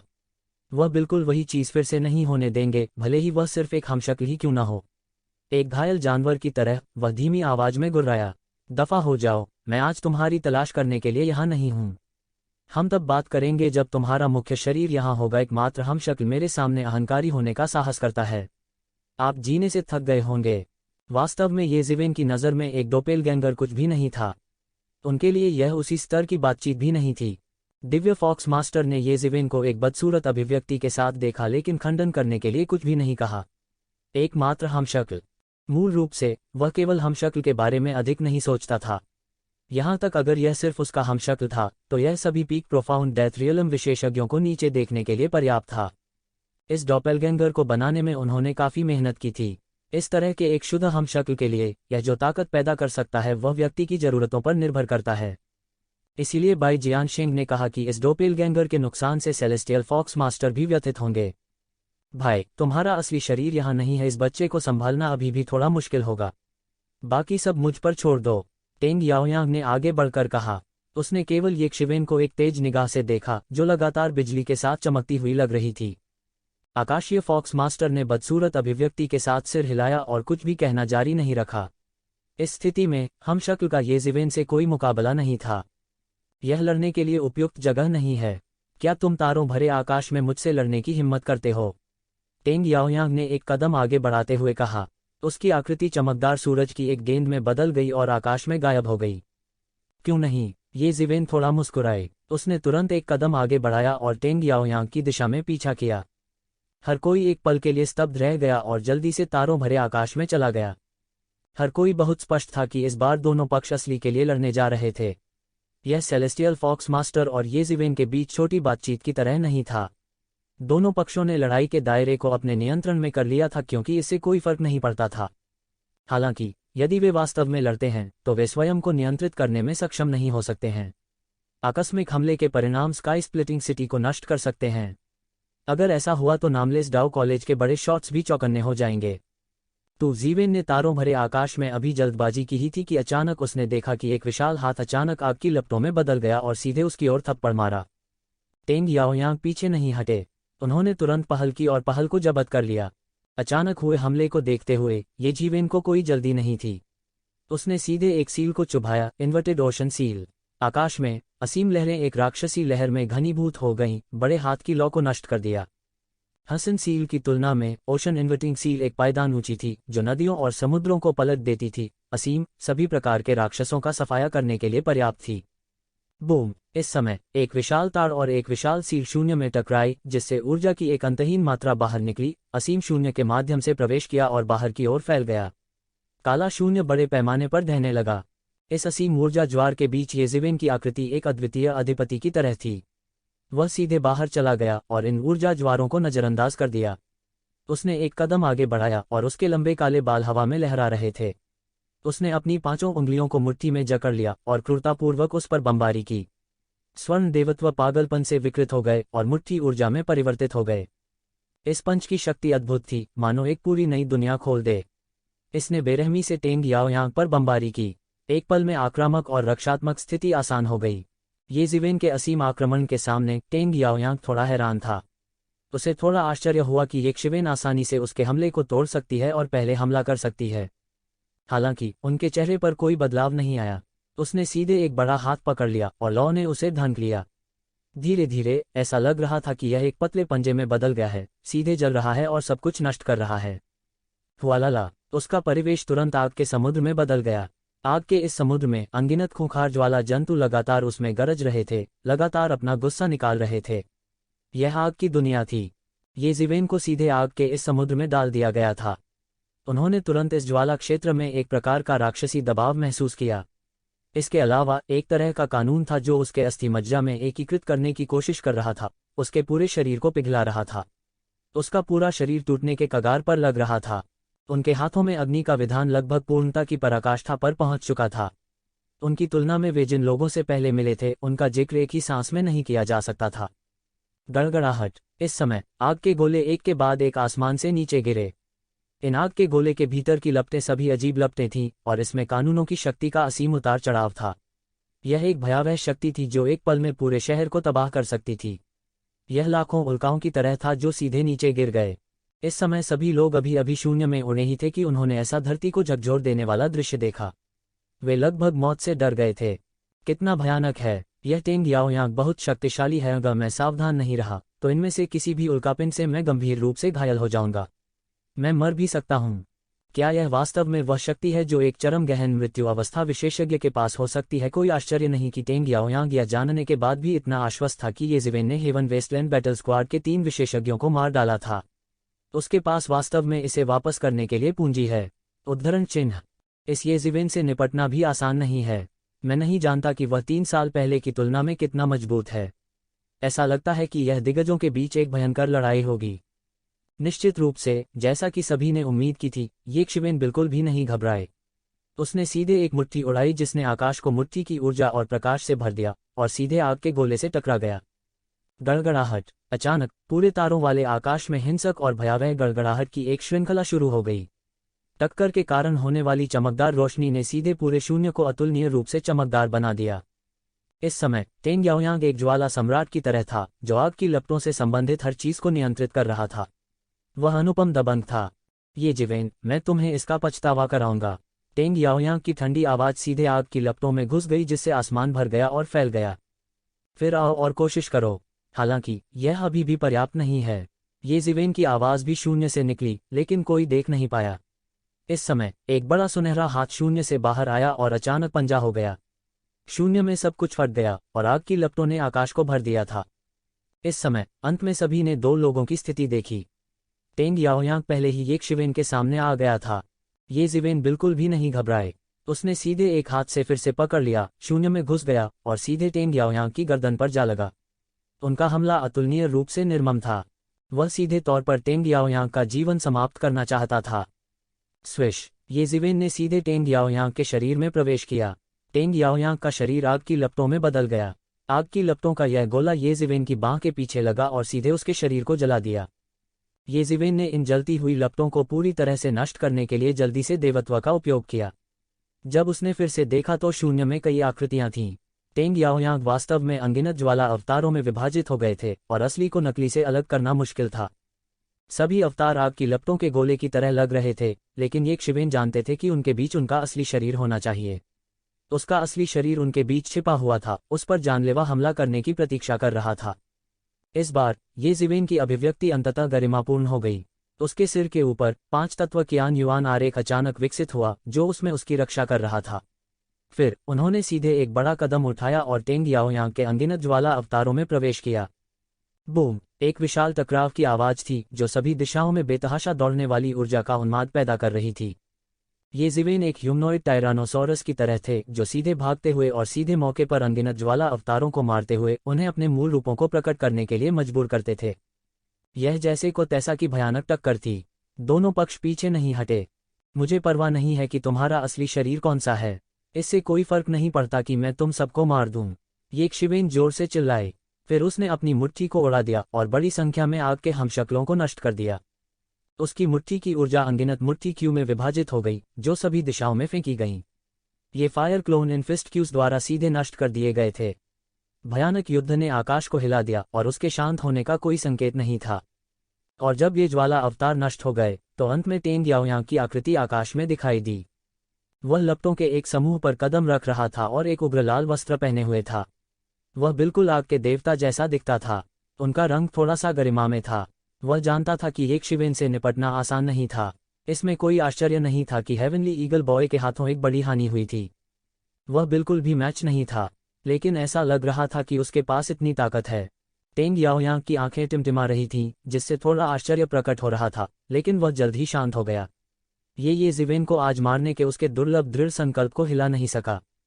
येजिवेन को आज ही मर जाना चाहिए। उसने अपनी हथेलियां खोलीं और एक चौंकाने वाली मार्शल आर्ट, एक लॉ मार्शल आर्ट प्रदर्शित की। जो लपटें उठीं उनमें स्वर्ग और पृथ्वी के भाग्य को जब्त करने की शक्ति थी। यह ऐसा था जैसे दुनिया में पहली लॉ प्रकट हुई हो। अद्भुत तापमान ने अंतरिक्ष अवरोध को पूरी तरह से पिघला दिया था। पहले की तुलना में यह कई गुना अधिक शक्तिशाली था। इस राज्य में टेंग याओयांग की ताकत अत्याचारी और भयानक थी। 3 साल पहले हेवन वेस्टलैंड पैलेस के तथाकथित राक्षसी अस्तित्व इस समय टेंग याओयांग के समान स्तर पर नहीं थे। यह हो सकता है, उसके दिमाग में एक भयानक अनुमान कौंध गया, लेकिन उनके हाथ बिल्कुल भी कम नहीं हुए। बूम! 5 तत्वों की शक्ति अचानक संघनित होकर सीधे 5 सम्राटों के राज्य में प्रवेश कर गई। उनकी अभिव्यक्ति और भी ठंडी हो गई, जैसे दुनिया को देखने वाले दुनिया के असली सम्राट। अंतहीन जानलेवा आत्मा फूट पड़ी। 5 तत्वों के युआन आरेख तेजी से बाहर निकला और उसके शरीर के चारों ओर अदृश्य शक्ति, एक मांस की चक्की की तरह, उन सभी लपटों को कुचल दिया जो उड़ने की हिम्मत करती थीं। जल सम्राट ने लगातार ठंडी दिव्य रोशनी बिखेरी, आग की लपटों के समुद्र को नष्ट कर दिया। और येजिवेन को मात नहीं देनी थी।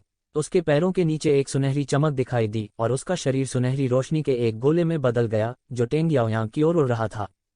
5 सम्राटों के राज्य को संघनित करने के बाद येजिवेन की युद्ध शक्ति में एक पायदान की वृद्धि हुई थी। अगर उसे टेंग याओयांग ने अभी अभी दबा दिया था तो अब बात अलग थी। वह पलटवार भी कर सकता था। टेंग याओयांग इस तरह के तरीके से हैरान नहीं थे। हल्की छाया में येजिवेन ने भी ऐसी युद्ध शक्ति दिखाए, इसलिए इसमें आश्चर्य की कोई बात नहीं थी। हालांकि वह जल्दी में नहीं था। केवल फायर सिंबल तकनीक के साथ उसने येजिवेन के आक्रमण को पूरी तरह से रोक दिया। येजिवेन ने एक अंतहीन चक्र बनाने के लिए 5 तत्वों के आपसी प्रचार और संयम के सिद्धांत का इस्तेमाल किया था, जिससे सब कुछ कुचल गया। तब टेंग याओयांग ने आग के नियम को चरम सीमा तक प्रदर्शित किया था। उसकी अत्याचारी लपटें पूरे क्षेत्र में फैल गईं और सभी मजबूत दुश्मनों को हरा दिया।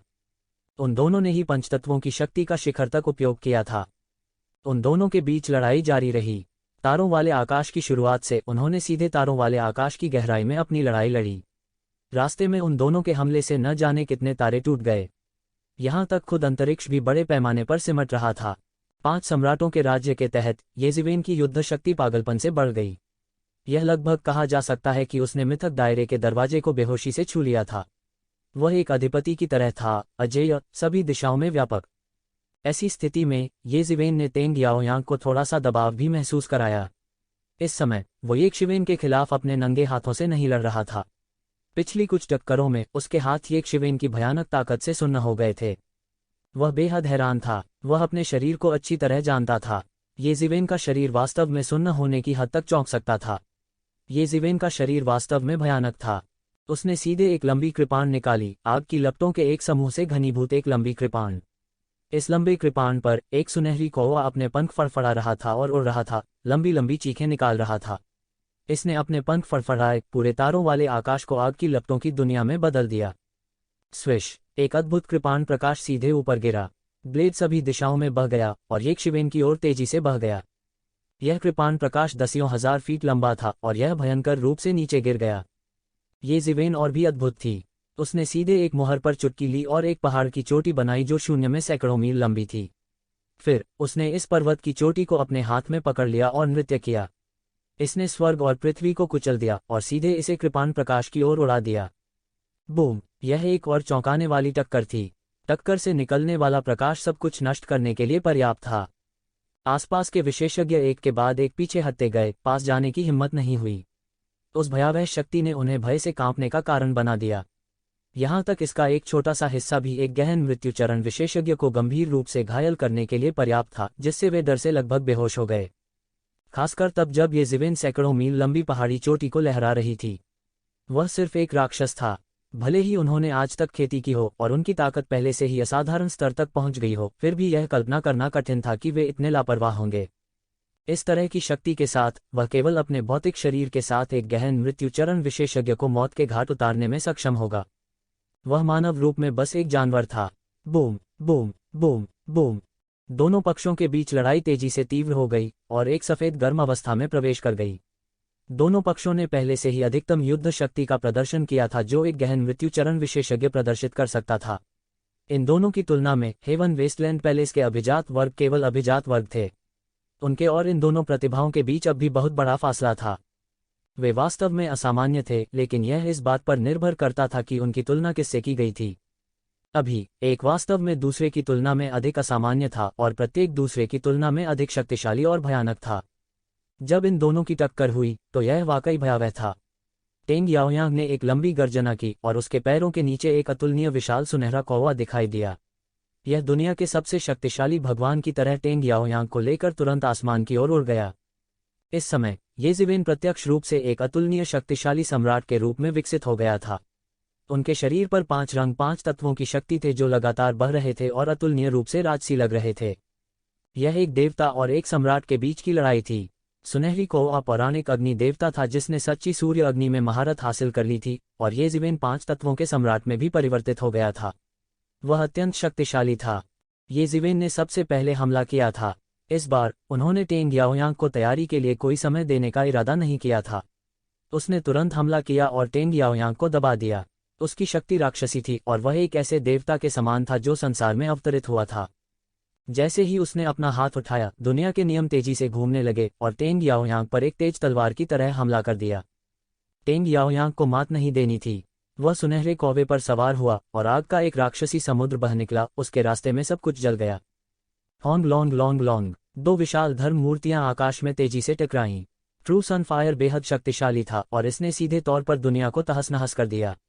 हालांकि ट्रू सनफायर चाहे कितना भी शक्तिशाली क्यों न हो, यह येज़िवेन के बचाव को नहीं तोड़ सकता था। पंचतत्वों की शक्ति ने एक दूसरे को पुष्ट और संयमित किया। हालांकि ट्रू सनफायर एक असामान्य प्रकार की आग थी, यह अदृश्य भी थी।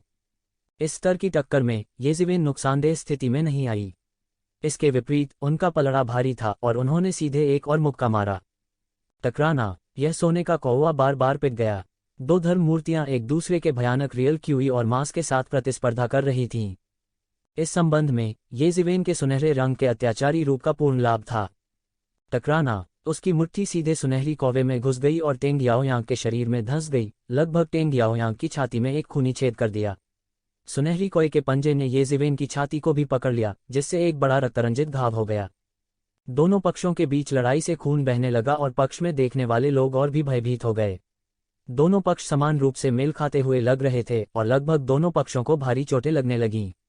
यदि ऐसा ही चलता रहा तो उन्हें डर था कि वे सचमुच टूट जाएंगे। बीप! येज़िवेन के शरीर से एक फीनिक्स की चीख निकली और येज़िवेन की छाती पर बड़ा घाव नग्न आंखों से दिखाई देने वाली गति से लगभग ठीक हो रहा था। हालांकि टेंग याओयांग की छाती में बड़ा छेद भी तेजी से ठीक हो रहा था, यह स्पष्ट रूप से ये शिवेन की तुलना में एक स्तर कम था। स्वामियों के बीच लड़ाई में इस बात की पूरी संभावना थी कि केवल थोड़ा सा ही अंतर था। क्या अधिक है, यह स्पष्ट रूप से एक निम्न स्तर था। और ये जिवेन लगभग उसी क्षण फिर से दौड़ पड़ी। उसके ठीक होने की गति टेंग याओयांग से भी तेज थी। यह उसका लाभ था, और यदि वह इस लाभ को बदलना चाहता है, बड़ा और बड़ा बनना चाहता है, तो उसे समय के हर छोटे हिस्से को जब्त करना होगा। टकराना। दोनों पक्ष फिर से लड़े, और ये जिवेन हिल गया और उसकी छाती पर एक और खून का घाव था। हालांकि टेंग याओयांग का घाव, जो पहले ही ठीक हो चुका था, फिर से गंभीर रूप से घायल हो गया था, और घाव थोड़ा बड़ा था। ये शिवेन ने सांस लेने के लिए उसकी प्रतीक्षा नहीं की। ये जिवेन ने शून्य पर कदम रखा और एक बार फिर उसकी ओर झपटी। आकाश को भरने वाले 5 तत्वों के सिद्धांत उनके सबसे अच्छे हथियार थे। वे उसकी मुट्ठी की ऊर्जा के साथ मिश्रित थे। वे सब कुछ उबाल सकते थे और वे सब कुछ उड़ा भी सकते थे। ये जिवेन के पागल रूप को देखकर युनरॉ चिंता किए बिना न रह सकी। बिग ब्रदर, ये की लड़ने की शैली बहुत पागल है। यह लड़ने के लिए लगभग अपने जीवन को जोखिम में डाल रही है। हाँ, यह बहुत जोखिम भरा है, ये शान ने भी चिंतित होकर कहा। लगभग हर बार जब ये जिवेन ने टेंग याओयांग के शरीर पर कोई घाव छोड़ा तो उसे भी चोट लगी होगी। यह एक के बाद एक था।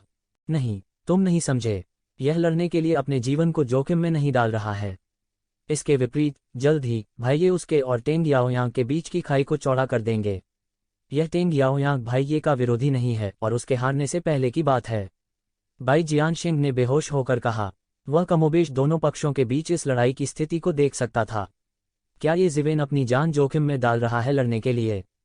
नहीं, यह वास्तव में लड़ने के लिए अपने जीवन को जोखिम में नहीं डाल रहा है, बल्कि अपनी स्वयं की शक्तिशाली पुनर्प्राप्ति क्षमता का उपयोग कर रहा है, और अंत में उसे मौत के घाट उतार देता है। चुनौती का ऐसा पत्र सामान्य लग रहा था, लेकिन ये शिवेन के लिए यह सबसे प्रभावी था। अन्यथा अगर लड़ाई इसी तरह जारी रहती तो दोनों पक्षों में हड़कंप मच जाता, और कोई नहीं जानता था कि लड़ाई कितनी लंबी चलेगी, जो निश्चित रूप से ये जिवेन नहीं देखना चाहती थी। भाई ये की शक्तिशाली पुनर्प्राप्ति क्षमता उनकी सबसे बड़ी निर्भरता है। इस समय टेंग याओयांग ने आखिरकार देखा कि ये शिवेन की योजना क्या थी। ये जिवेन स्पष्ट रूप से अपने लाभ का उपयोग करके उसे मौत के घाट उतार देना चाहती थी। दोनों समय के लिए लड़ रहे थे। वे देखना चाहते थे कि कौन तेजी से ठीक हो सकता है। जो भी तेजी से ठीक हो सकता है उसकी पूरी पहल होगी। अगर ऐसा ही चलता रहा तो धीरे धीरे वे ये शिवेन के लिए अब और कोई खतरा पैदा नहीं कर पाएंगे। यह उनके लिए सबसे डरावनी बात थी। अगर उसे कुछ हद तक कमजोर कर दिया जाता तो उसे ये शिवेन द्वारा मौके पर ही मार दिया जाता। हालांकि वह भावुकता से आह भरे बिना नहीं रह सका। इस सनकी के ठीक होने की गति इतनी तेज कैसे हो सकती है? उनकी पवित्र उपचार तकनीक पहले से ही दुनिया में प्रथम श्रेणी की उपचार तकनीक थी। हालांकि ये जिवेन की तुलना में यह अभी भी स्वर्ग और पृथ्वी जैसा था। अंतर एक पूरे ग्रेड का था। मास्टर्स के बीच लड़ाई केवल एक पल के लिए चली, एक पूरे स्तर के अंतर का उल्लेख नहीं करना। क्योंकि वह उपभोग के मामले में ये जिवेन के साथ प्रतिस्पर्धा नहीं कर सकता था, टेंग याओयांग को अंत में चकमा देना शुरू करना पड़ा। ये शिवेन पर अभी जितनी बहादुरी से हमला करने का कोई तरीका नहीं था। लड़ाई की पहल धीरे धीरे ये शिवेन के हाथों में चली गई। ये जिवेन ने धीरे धीरे बढ़त बना ली, और इसके विपरीत टेंग याओयांग ने धीरे धीरे एक नुकसानदेह स्थिति में आना शुरू कर दिया और पहल करना छोड़ दिया। ये जिवेन के आक्रमण के तहत वह पीछे हटता रहा, खुद को ठीक होने के लिए और समय देने की कोशिश करता रहा। जब तक वो ठीक हो जाता, ये एक शिवेन के मरने का समय था। टेंग याओयांग दहाड़ता रहा। ये शिवेन को अपने विचारों को पूरी तरह से समझने के लिए ज्यादा सोचने की जरूरत नहीं थी। वह उसे कैसे जाने दे सकता था? वह सीधे आगे बढ़ा और अपना आक्रमण बढ़ा दिया। इस स्तर पर आकाश के नियमों ने उनकी आज्ञा का पालन किया और टेंग याओयांग पर हमला करते हुए संघनित होना शुरू कर दिया। Boom boom boom. टेंग याओयांग बस जाने देते रहे, लेकिन उन्होंने पलटवार नहीं किया। अंत में लंबे समय के बाद ऐसा लगा कि उसने किसी चीज में पूरी तरह से महारत हासिल कर ली है, और ठंडेपन से चिल्लाया, ये जिवेन, तुमने मुझे पूरी तरह से नाराज कर दिया है। केवल मौत तुम्हारा इंतजार कर रही है।